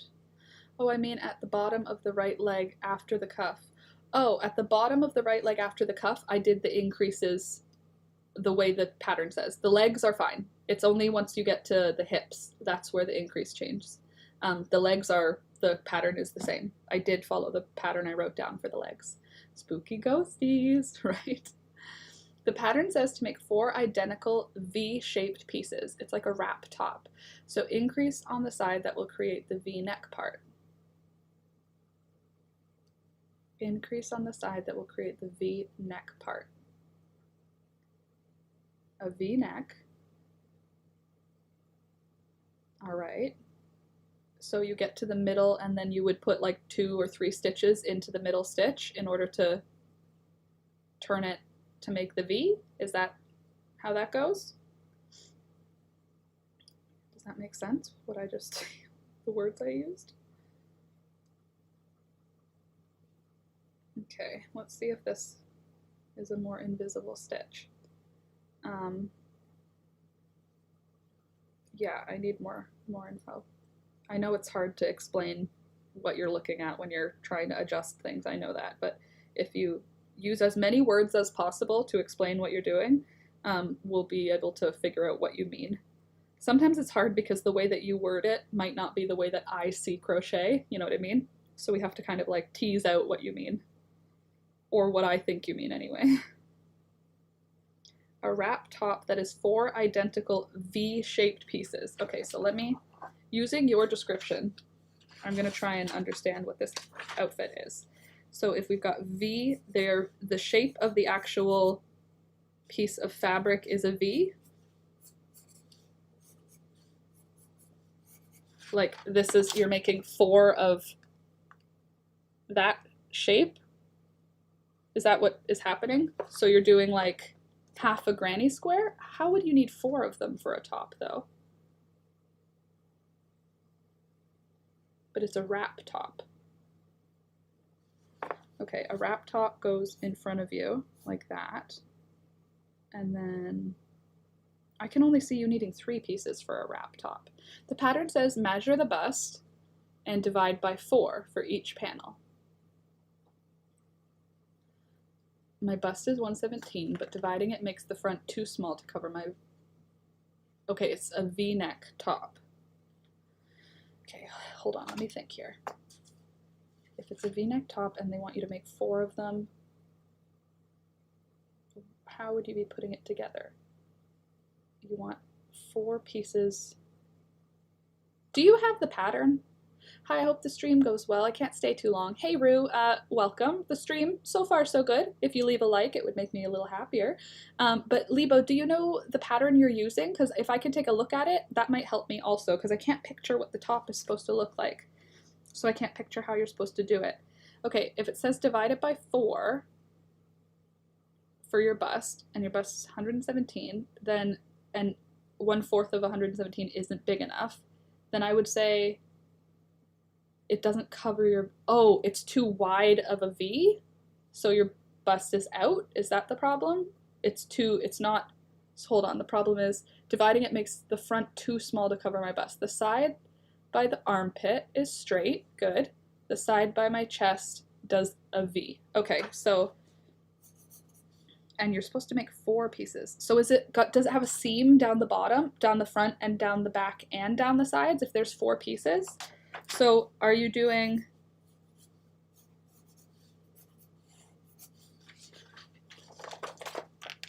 four of that shape? Is that the idea? Is 4 of this shape? And then you would have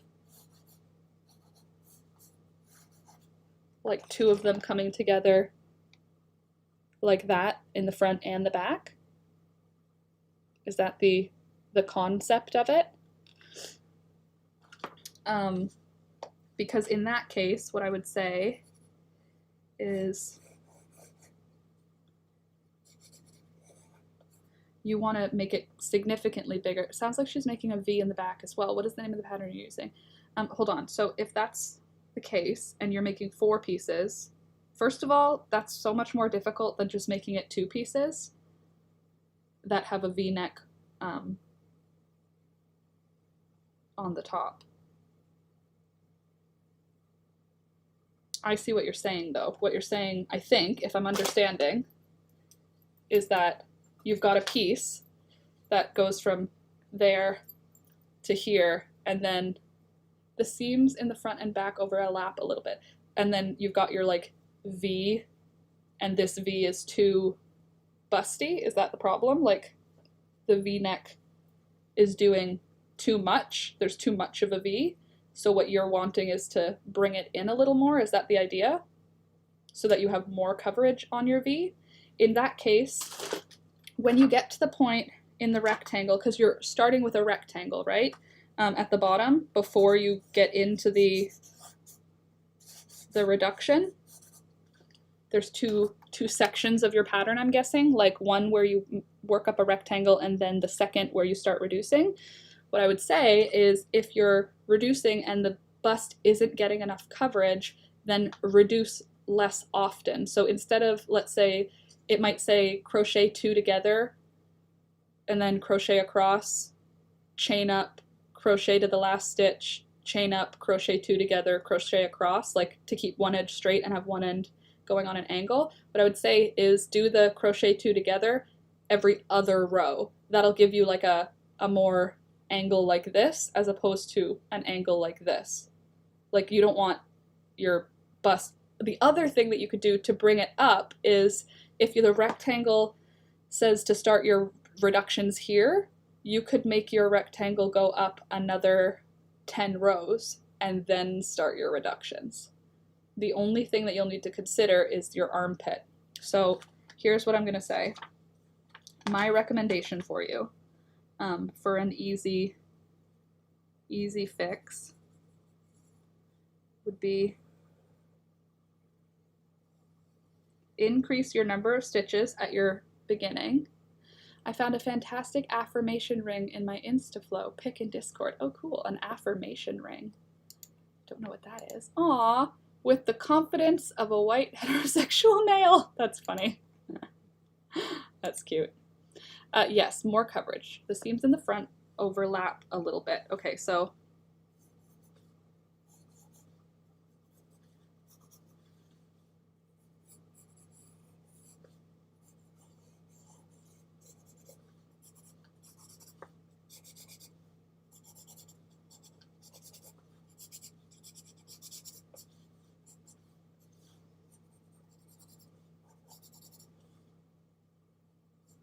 are they supposed to overlap?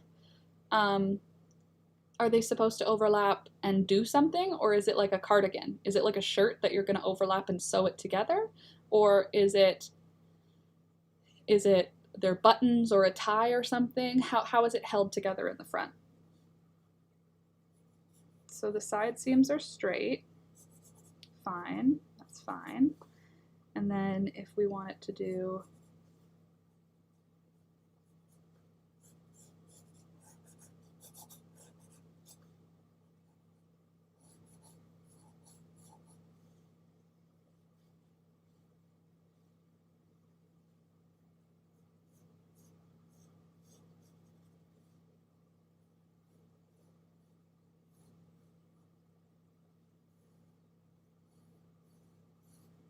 sorry, I'm trying to figure this out.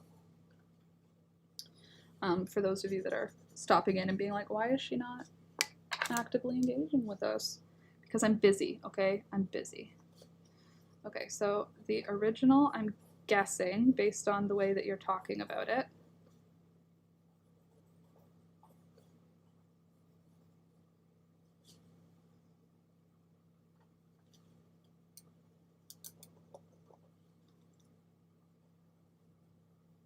so, hold on. It's a shirt. It's held together at the shoulder, like a shoulder tie.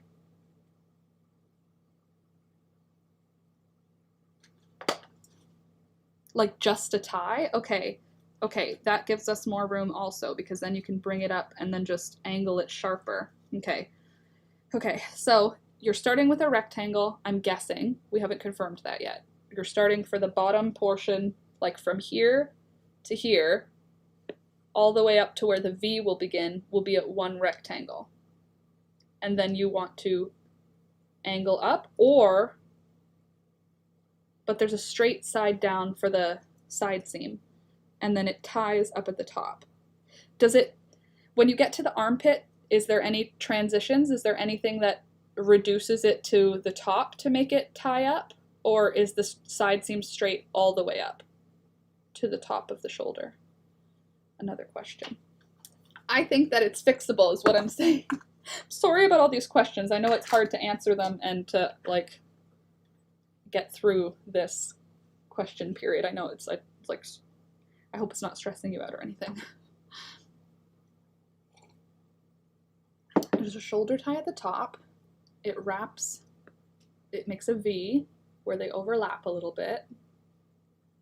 So I think that you will get more coverage if you like where the V begins. Like, see how this V-neck, it's low, but it's not exposing a lot because it's not like a sharp V. Like there's, if you like where the V begins on the shirt, start your reductions at the spot where it lets you know to, but I would say reduce every other row, and what that'll do is create like a more gradual, or a more steep, sorry, V as opposed to a more open V, which will give you more coverage on the old boobaloos. Like you had drawn it, the bottom rectangle is joined to the two front pieces, hence the overlap. The bottom rectangle is joined to the two front pieces. Bottom rectangle is joined to the two front pieces, hence the overlap. Then it decreases until it becomes a strap at the top. The bottom rectangle is joined to the two front pieces.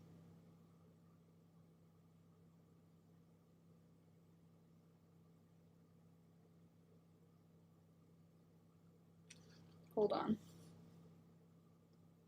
Does that mean it's one rectangle for the whole bottom? Let me see. The whole bottom of the top? Crochet V-neck top. I'm just gonna see if it like shows up somewhere. Because if you got it printed from somewhere, I feel like in Pinterest might have at least an example of it.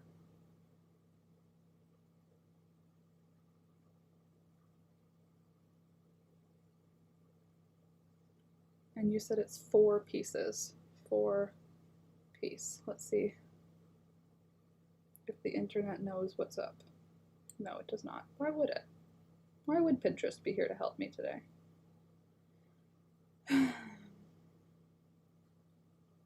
Not rectangle, more like ribbing at the bottom. Oh, is it like a bralette?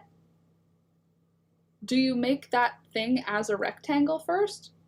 Like as a ribbed rectangle and then start crocheting along the sides of it? Okay, hold on. Let me try again. See, more information gives me a better, clear, this is like Pictionary. You guys describe something to me and I will try and understand it. Okay, so like,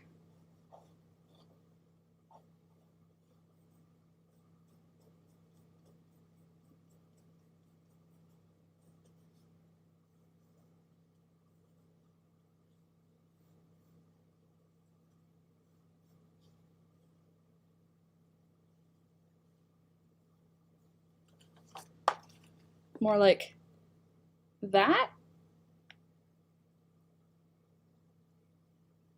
Is that more correct?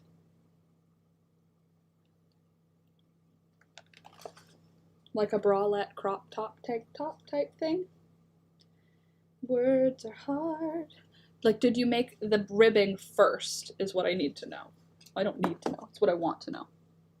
Oh. Need food. Very good. BRB. See you soon. I know this would be easier if we were just talking back and forth, Lebo. Sorry that it's so tedious to get the help when you're, yes, that's the word, bralette. Okay, so if you did the ribbing at the bottom, and now you're attaching to the middle and then doing reduction stitches, I'm guessing that's how you're doing that. Like, you would have attached your yarn or your working yarn at the armpit, come over to the middle, and then you stop at your middle stitch. What I would say would be a good option for you if you're stopping at your middle stitch and it's still too low, the picture is right. So those two pieces are supposed to be made separately. Oh, well, if you make them okay, and then you're doing sewing in the end, you don't really have to do it that way. That's the, yes, sure, do it that way.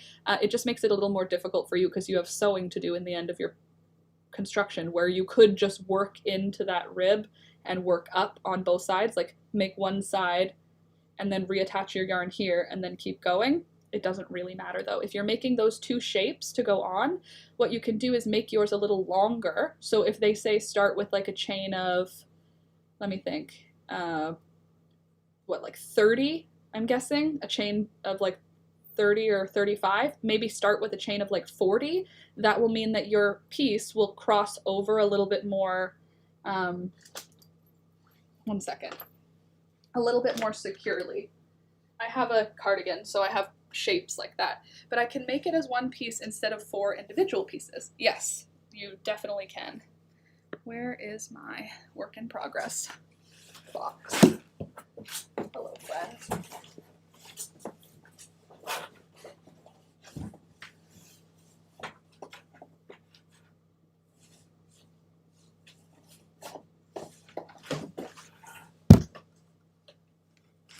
Oh, actually, look at this. I have a shape like the shape that you're doing.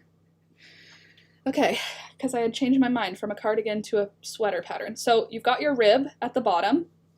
Cool. And then what they want you to do is just attach that shape, sorry, right to the, hold on.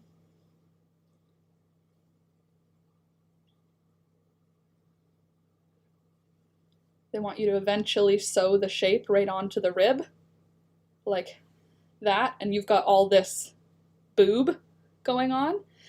See, what I did was I just kept going sewing, and I marked my middle stitch so I knew where to. This is a sweater, so it's okay that it's exposing a lot.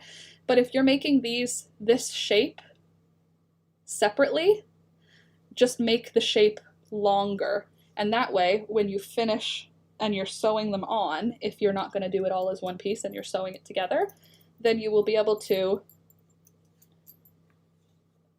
like put your piece farther in to line it up with the armpit side, and then you'll be able to have the second piece overlap when you sew it on so that you've got a higher neckline with like this nice little bit in the middle. But if you don't want to make it multiple pieces to sew together, once you've got that rectangle that you're ribbing, what I would say to do is attach your yarn to the new part of the ribbing and just go back and forth in whatever the crochet stitch you're using for the top, if it's single or double, whatever, do that stitch back and forth for a few extra rows, because if it's a bralette and you're not getting the coverage you need, I would say just make your thing a little bit wider for that sewn piece, or add a few rows after your ribbing to bring up the neckline a little bit. That would be my recommendation. But yeah, if you add a few more rows, a few more stitches, sorry, to this shape, you'll have like more coverage, obviously, for the boob. I hope that helps. Does that make sense? Is that helpful? Do you have any follow-up questions? Isn't this pretty? This is going to be a sweater. I'm making it right now. Well, I'm not making it right now, but it's going to be a sweater eventually. Got myself out of breath explaining there. Back from getting bread. Welcome, Maya. What kind of bread did you get? But can I make it as one piece instead of 4 individual pieces? Yes, you can make it as one piece instead of 4 individual pieces. Absolutely. 4 individual pieces is just the front of the shirt.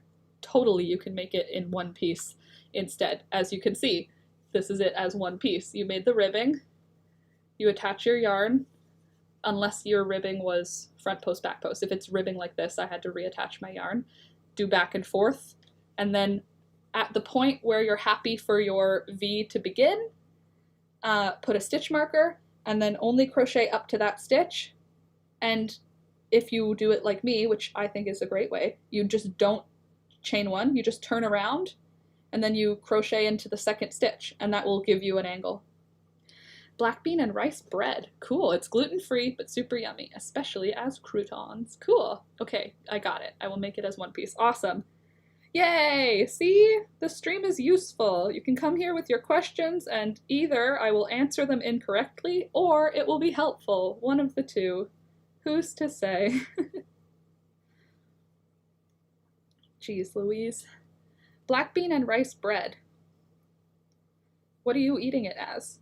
Are you just eating a handful of croutons, or are you eating it as a sandwich, or are you just eating a slice of bread? Frida, boob. I had to. Yes, boob. Indeed, Frida. Boob indeed. Oh, thank you for clicking like, whoever forgot to and then just remembered. Don't forget to click like before you leave today.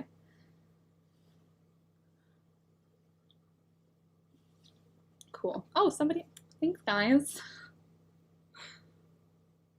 All right, how long is this supposed to be again? 5.5 or 6.5 inches? Thank you, it was hard to explain, but you helped. Okay, good, I hope that Hope it helps with your work. Well, we'll find out on Monday, I suppose. When you come back on Monday for the stream, you'll have to tell us if it's useful. We'll know. I'm enjoying just snuggling with the cats. Good. I snuggled with Peekaboo this morning before we went for our walk, Thunder and I, and Alex. I was sitting there snuggling with her. She purrs so loud. Remember to like the video, lovelies. Yes, thank you, Mary Grace. Thank you for reminding. Yeah, all of the above for eating bread, but not eating any at the moment. Oh, well, what do you mean? You're back? Oh, you're back from getting bread. Right. Not eating bread. Going and getting it. I forgot. In my head, I was like, you're back from getting bread, like from the kitchen, you know?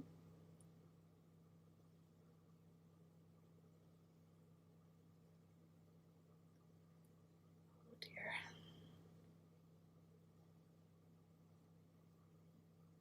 So yeah, this afternoon's going to be editing the vlog. And then I think tomorrow I'm going to do yard work. I think that's my plan for tomorrow. Okay, turn the thing around, hook in the second stitch, pull the loop through, turn work back around. Haha, that would have been a long trip to the kitchen. I don't know, I'm no judgment. You take as long as you want in the kitchen. I think I'll cook something special for supper tonight too, since it's Friday. Could cook something tasty. What should I cook? I made really nice pasta last night. Very tasty. But tomorrow I think I'm going to do a little bit of yard work. My little sister invited Alex and I to go to a Bulldogs game, which is a hockey team here. I need to do some yard work too, but I don't know the weather we'll be doing. Oh, I guess I can check. I have an app for that. Saturday, 7 degrees and sunny. Good. So tomorrow at some point I will do yard work. Sunday it's supposed to rain. But the yard work I have is mostly just putting all of the green yard waste into yard waste bags. Because when you live in the city, there's no room to compost. So we have to have the city take away the yard waste. And then they put it into this big pile in the dump, and then it gets turned over for a couple of years, and then you come back and you pick it up for free in the spring as compost. That is one cool thing about our city. Alex and I did that last year. We filled up a whole truckload with compost, brought it home, and put it on the garden beds, and they loved it. We might get snow Monday. No! I would like to drop an F in the chat for you on just for that. Here's the F. That's a no. That's a no for the for snow. We're supposed to get snow next week at some point. Maybe we will, maybe we won't, but it's now in the forecast. Lol.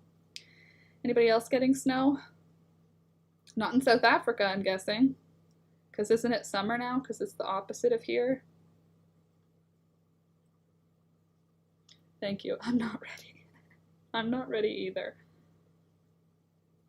My unborn niece or nephew is going to be ready for winter because I will have all their winter clothes done by the time they're born. No 4-letter bad S words allowed. No 4-letter bad S. Oh, yeah. The S word. It's a bad omen. If you start using, not omen, bad luck. Omen is when something happens, right? Is that where the word ominous comes from? Like it's from an omen? Ominous, ominous? Probably. Or are omens ominous? Which word came first? The chicken or the egg? Hopefully no snow for a while here is the only thing. For someone who likes the cold, Candace, you don't like the snow, I see.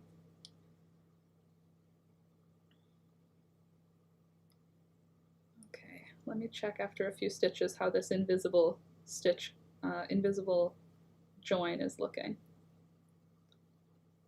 Little Johns, you may be on to something.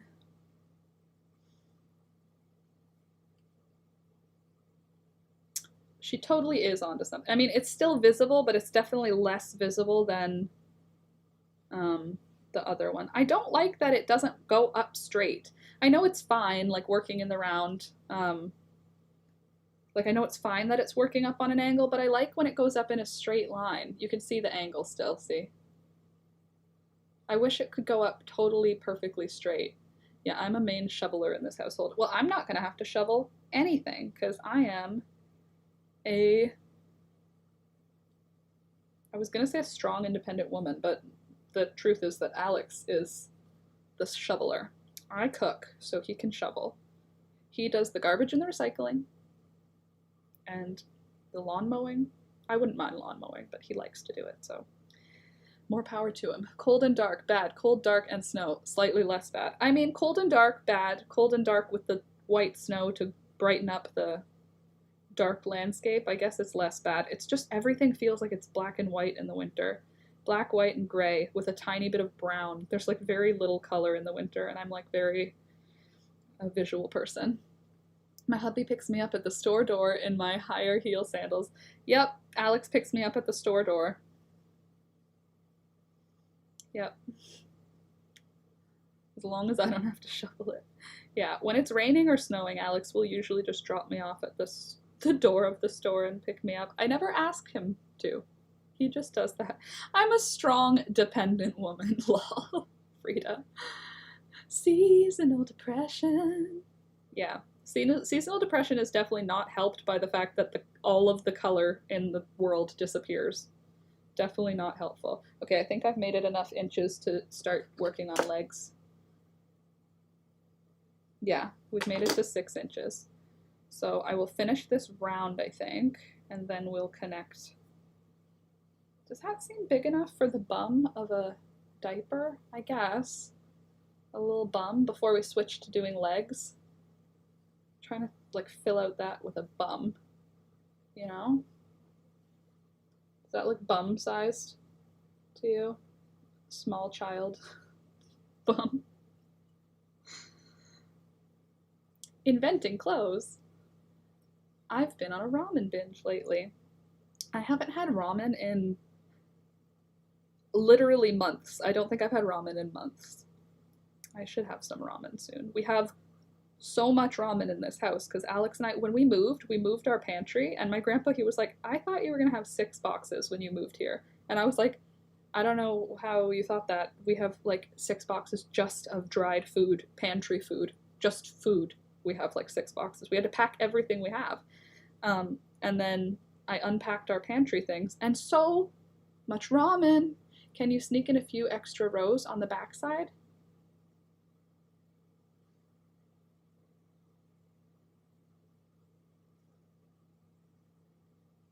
In theory.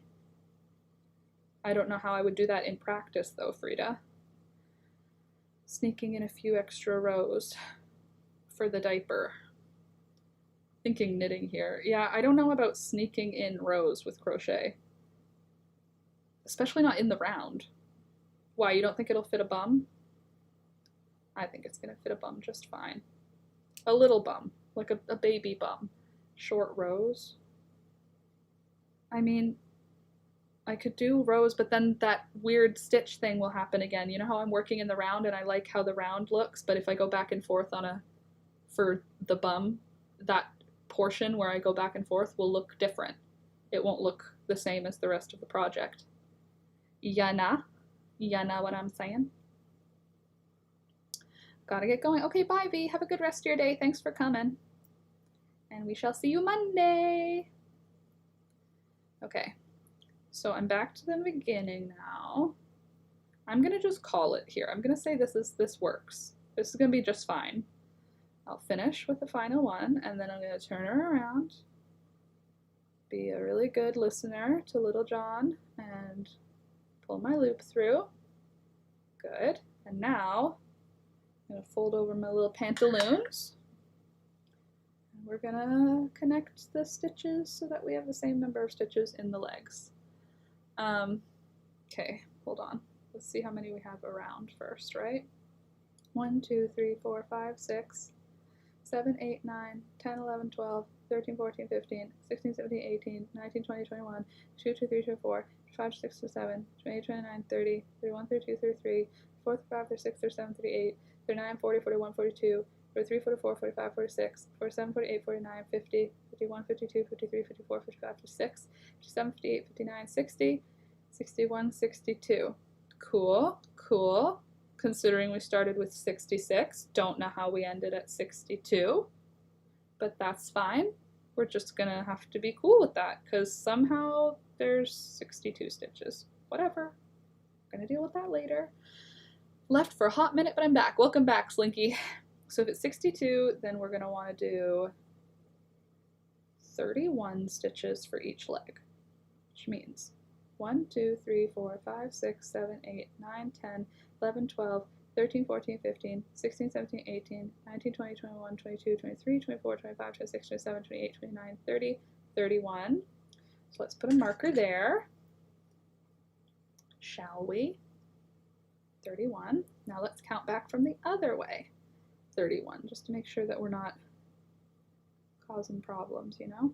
1, 2, 3, 4, 5, 6, 7, 8, 9, 10, 11, 12, 13, 14, 15, 16, 17, 18, 19, 20, 21, 22, 23, 24, 25, 26, 27, 28, 29, 30, 31. Cool. So if that's 30 and 31, then this is the middle of those stitches, and that will get connected to that loop, which means we need to, okay, hold on. Hold the phone, everybody. Don't panic. I got this. Okay. So then we'll pull our loop through. We'll try to anyway. And then we'll chain up the 1. And then we'll start going around this leg. Cool, got it, guys, you got it. I got it. I don't know if you got it, I got it. Oh gosh.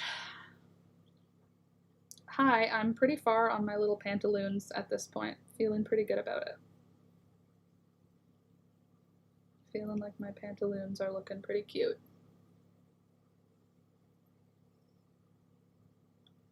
I don't know if they'll be pantaloons. We'll see. We'll see how cute they look once I've gotten a few more rows in, huh? How about that?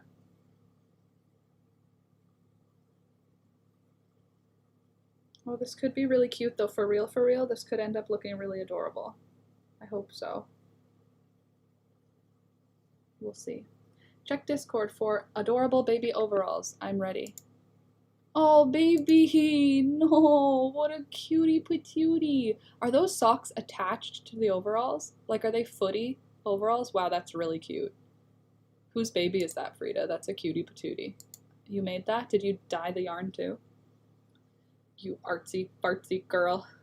I'm liking the magenta. Yeah, it's cute, huh?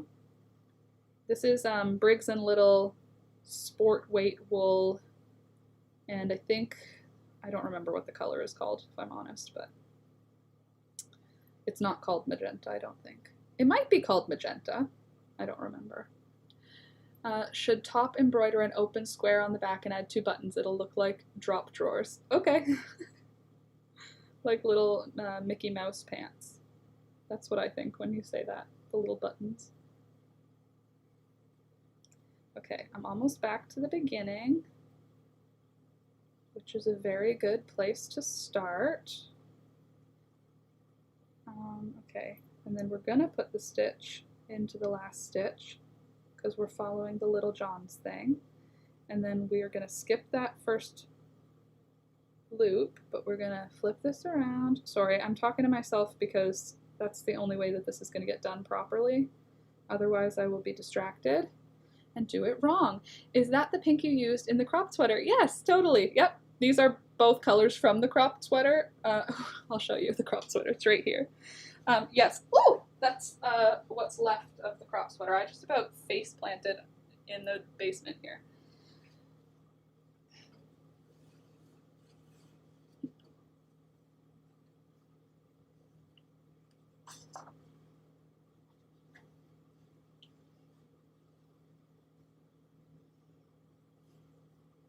This has been washed a couple too many times. I definitely could not get it on anymore. Like, I don't think my arm would fit inside of this hole because it's like felted. But yes, that's the same magenta. So I guess it is magenta. That's how I found your channel. That was the first LML video I ever watched. Really? Aw, that's cute. That makes me feel nice. Gotta be careful with babies and buttons. Oh. Interesting. Babies hate nothing more than socks, lol, so footies are essential. Those are attached. Lily, my cousin's first daughter, she's in 5th grade now. Oh, but read the texts. What do you mean, read the texts? Oh, there we go. Knitted for my cousin's baby. It had extra rows in the bum. Okay, there we go. Thank you. Also knitted this for the baby. Oh. Oh, that's so pretty, though. That's a really pretty onesie, Frida. I got the texts. Thank you. I'm late. Hello, Laura. Hello, everyone. Hey, Louisa. Good morning. You're not late. You're perfect. You're on time. There is no late. There is only when you arrive. But hello. I'm working on a new pair of baby pants. This time we're going top down, and I think we're having more success than we had on the last pair of baby pants. So that's good. I'm just going to be so good at making baby pants by the time these babies come that I am going to have a very well-dressed set of babies. No baby will ever wear it because it was for our baby.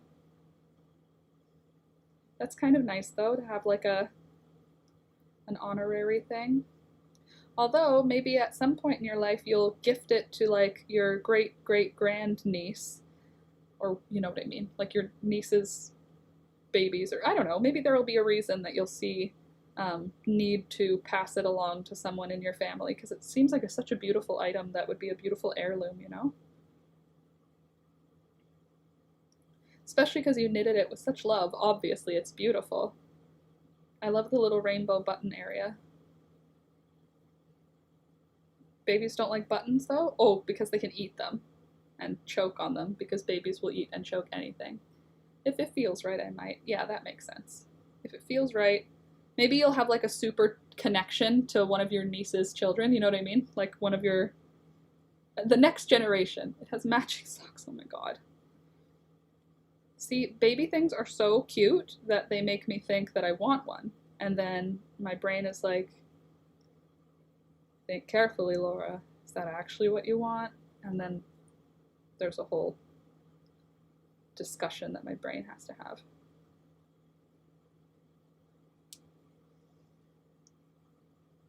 Get started again. The apple farm in town made too many donuts and they're BOGO, I must fly. That's a good reason to go. Yes, definitely go get donuts. Lol. They made too many donuts. Did they, or are they just wanting to get you to come buy more donuts? Either way, it's obviously working. Oh, rainbow socks to match the little button area? That's cute.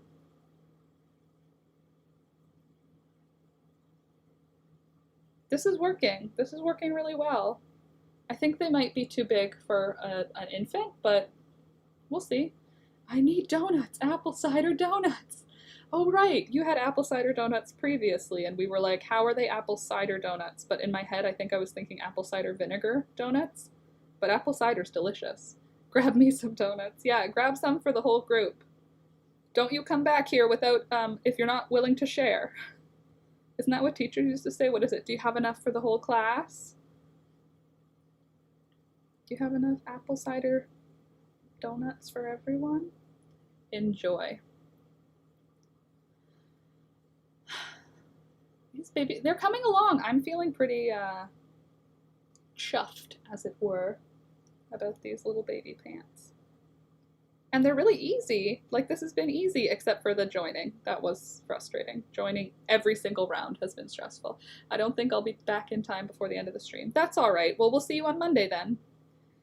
Back Monday for another stream, 9 a.m. Be there or be square. OMG donuts, drool, same. Honey cruller donuts, chocolate donuts, chocolate glazed donuts. Flip her around. Take it out.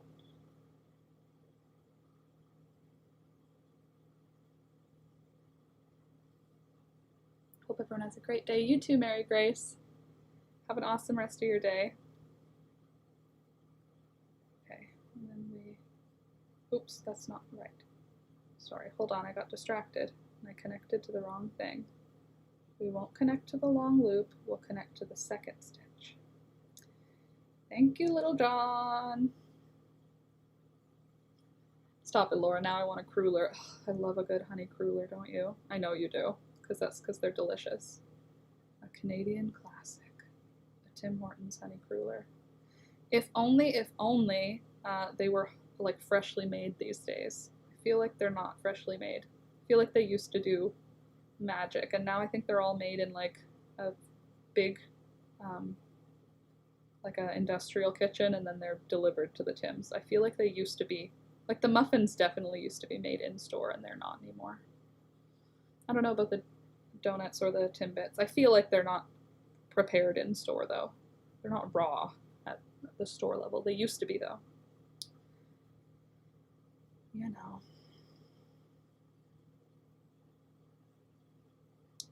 I mean, I could make these bloomers by just stopping now and creating like a tighter little leg. Or do we want full pants? What's the vibe? Look at them. That's cute, right? Look at. Oh, gosh. That's cute though. For their little leggies, their little baby legs. They're huge. This is huge baby legs. So I feel like these could be little bloomers if I like scooch them up at the top and then scooch them at the leg clothing. It's really coming down here. Oh no, really? Do you have your water buckets out for collecting rainwater? Sure hope so. I think pants because it's getting cold. Sold.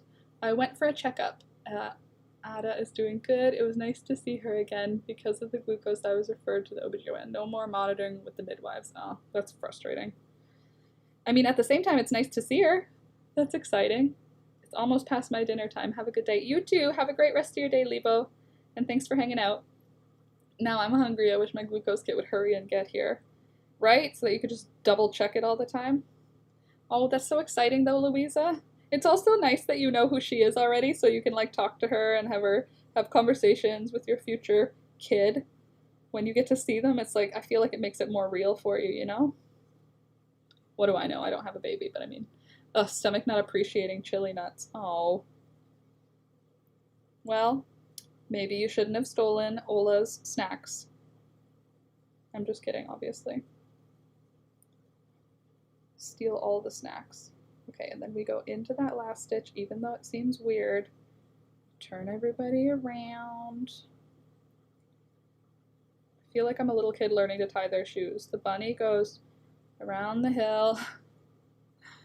Good luck with your sewing. Indeed, too late in the season for water collection. Fair. Good luck with your sewing. Indeed. And is that why Ola hides them? Yeah, is he hiding them to protect you, Frida? Is it really just him being a nice guy?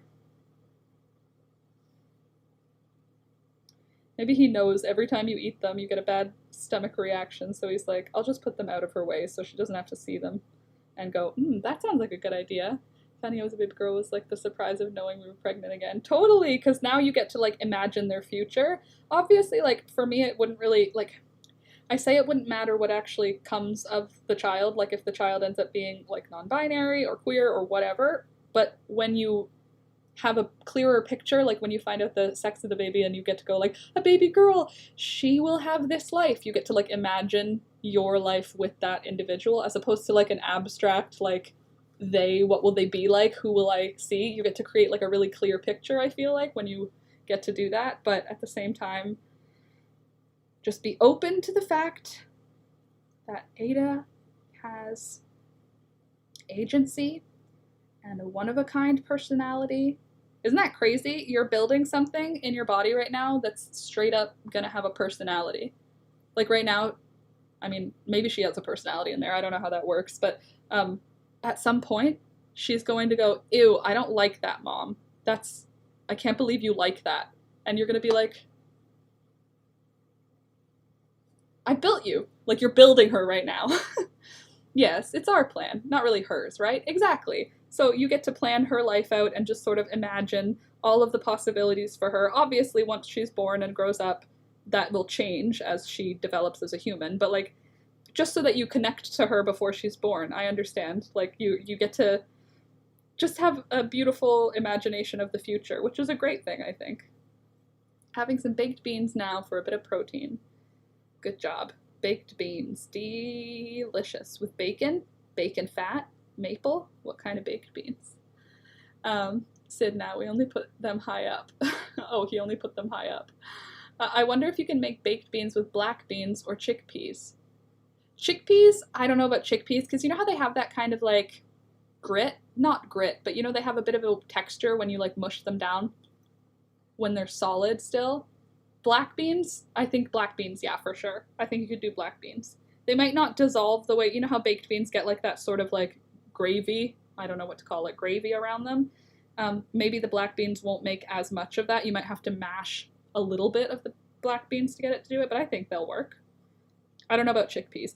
You could do it with chickpeas. I just don't know if it would do, you know.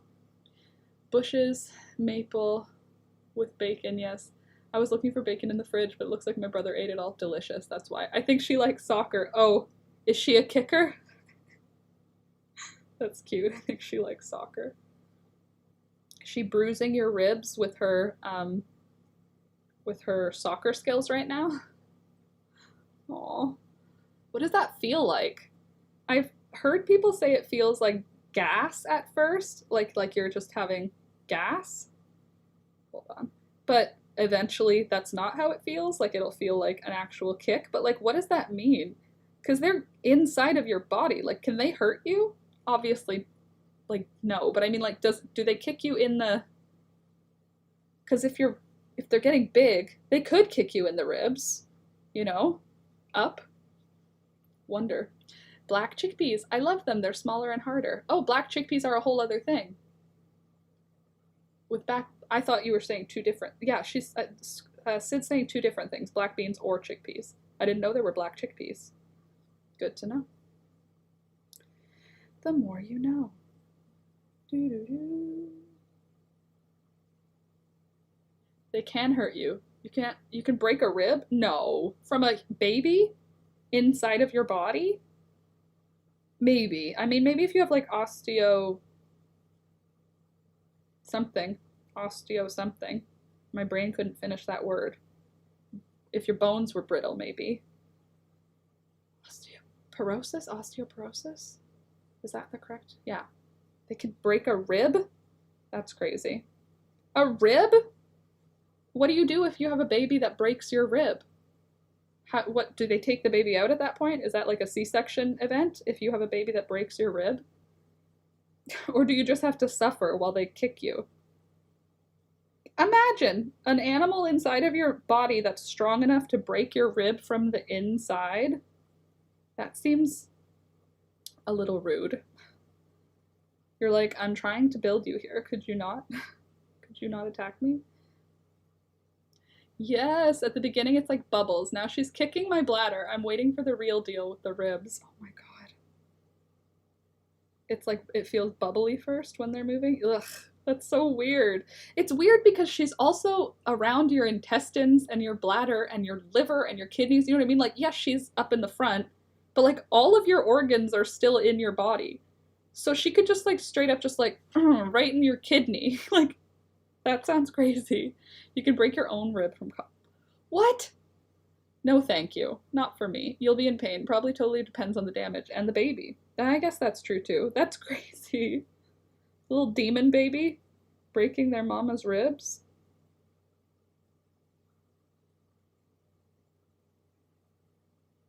Okay, and we're gonna go into the second stitch. Gonna put a loop on it. Oops, that's not right. Do the second stitch, loop on, pull her through, chain one. Okay, cool. That's crazy.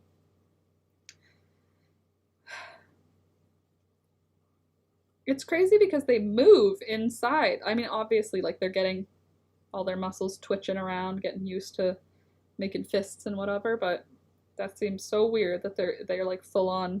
Like, are kittens and puppies moving? Can you imagine like, well, I guess they are, of course, but like I'm thinking like an animal that has like lots of babies, that must feel just disgusting, having like a bunch of babies moving around like a parasite. Weird. It's weird that all your organs like move out of the way to accommodate a baby that's growing. Can you tell I have no children? It's just so crazy. Before I go, Laura, can I send a picture of the top? I want to make you on Instagram. I'm not on Discord. Yes, Lebo, send it on Instagram, lastminutelaura_official. I would like to see an alien, Candace. Yes, I would love to see. I'm waiting for it. I'm even in my messages, sitting here ready for you.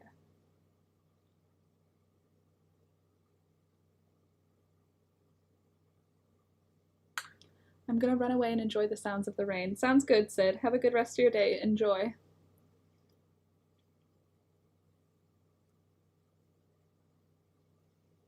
I'm ready for the picture.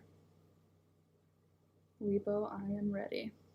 Y'all have a wonderful rest of your day. And have a wonderful weekend as well. Enjoy the rain. Enjoy the yard work. Enjoy all the things. And we'll see you Monday.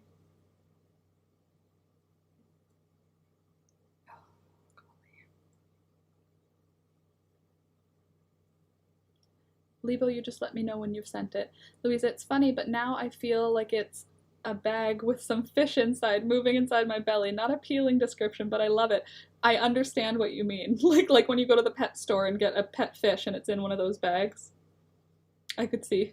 I can say that my second son was a mover, and with the Braxton Hicks, I had so many issues till he was born. I could barely walk without being in pain. I knew someone who had something when they were pregnant where it was like all their tendons decided to like act like they were going into labor, but like in the second trimester, so they couldn't walk. They almost couldn't walk at all. Like not quite on bed rest, but it was like very short amounts of walking because the tendons end up like way too loose, which I thought was very weird. Sent. Okay, let me check.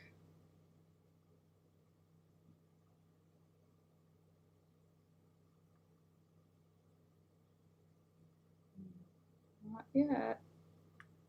I'll just close Instagram and try and open it again. Might have been because it was open while I was looking. You know, the internet. Alright, I'm in Instagram. Nope, doesn't show up yet. No message requests. And not in my general. Let me search your name. Are you Lebo on Instagram? Lol, I search LEB and it goes, LeBron James. I felt like my hips were rubbing together with every move I did and ended up on bed rest the last few months. Sent to the wrong last minute Laura. LOL, imagine. I'm last minute Laura _official. Poor last minute Laura, the regular one. I asked her if we could trade. Nope, doesn't show up yet. I'll turn off my Wi-Fi and use data. Nope. Okay, so I see Lebo. Got you. Oh, you're beautiful. Hello. So you're following me. That's good. What about request? Got a call in for a stupid meeting. Have a good weekend. Sounds good. Have a good weekend. Yeah, nope, I don't have it sent yet, Lebo. But I will, I'll see it whenever it comes through. I will look at it. And if I don't get to show it on today, I'll show it on Monday if that's all right. Hold on a sec here. Last stitch. Take her out. Loop-be-loop. I hope not. Maybe it's slow from my side. Probably it's just like a combination of like Instagram is a potato. Bringing you to the smithy. Awesome. Let's go to the smithy. Nope, still no new messages.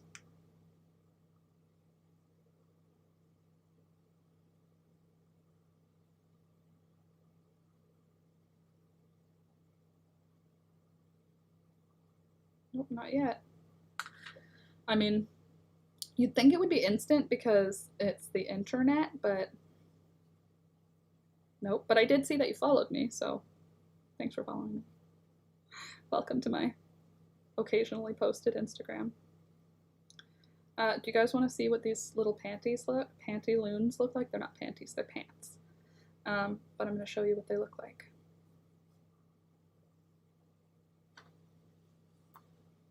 Look, I'm feeling pretty brilliant right now, not gonna lie. Feeling pretty good about myself, feeling pretty cool. I make baby pant. I make baby pant, you guys. How cute. Look, they're gonna have little pants.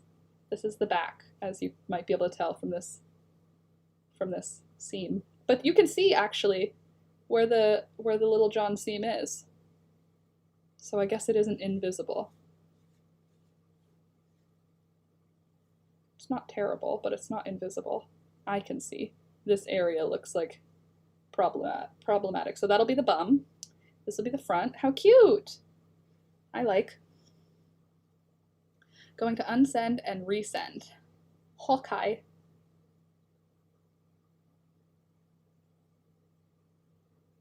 Nothing yet. How many times a day can you crack your back? Because it seems like I can crack my back all the time.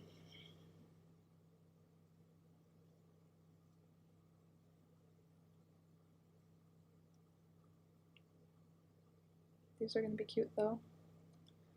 Hopefully. I even have Instagram open right now. So far it's a no-go. And I'm on LTE, so I would get it. Anyway. By the way, in case you didn't, we're getting close to the end, so don't forget to like the video, if you don't mind. Click that like button before you head out. How many times do I say that in a stream? I apologize. At some point I'll stop saying it. I'm just not there yet.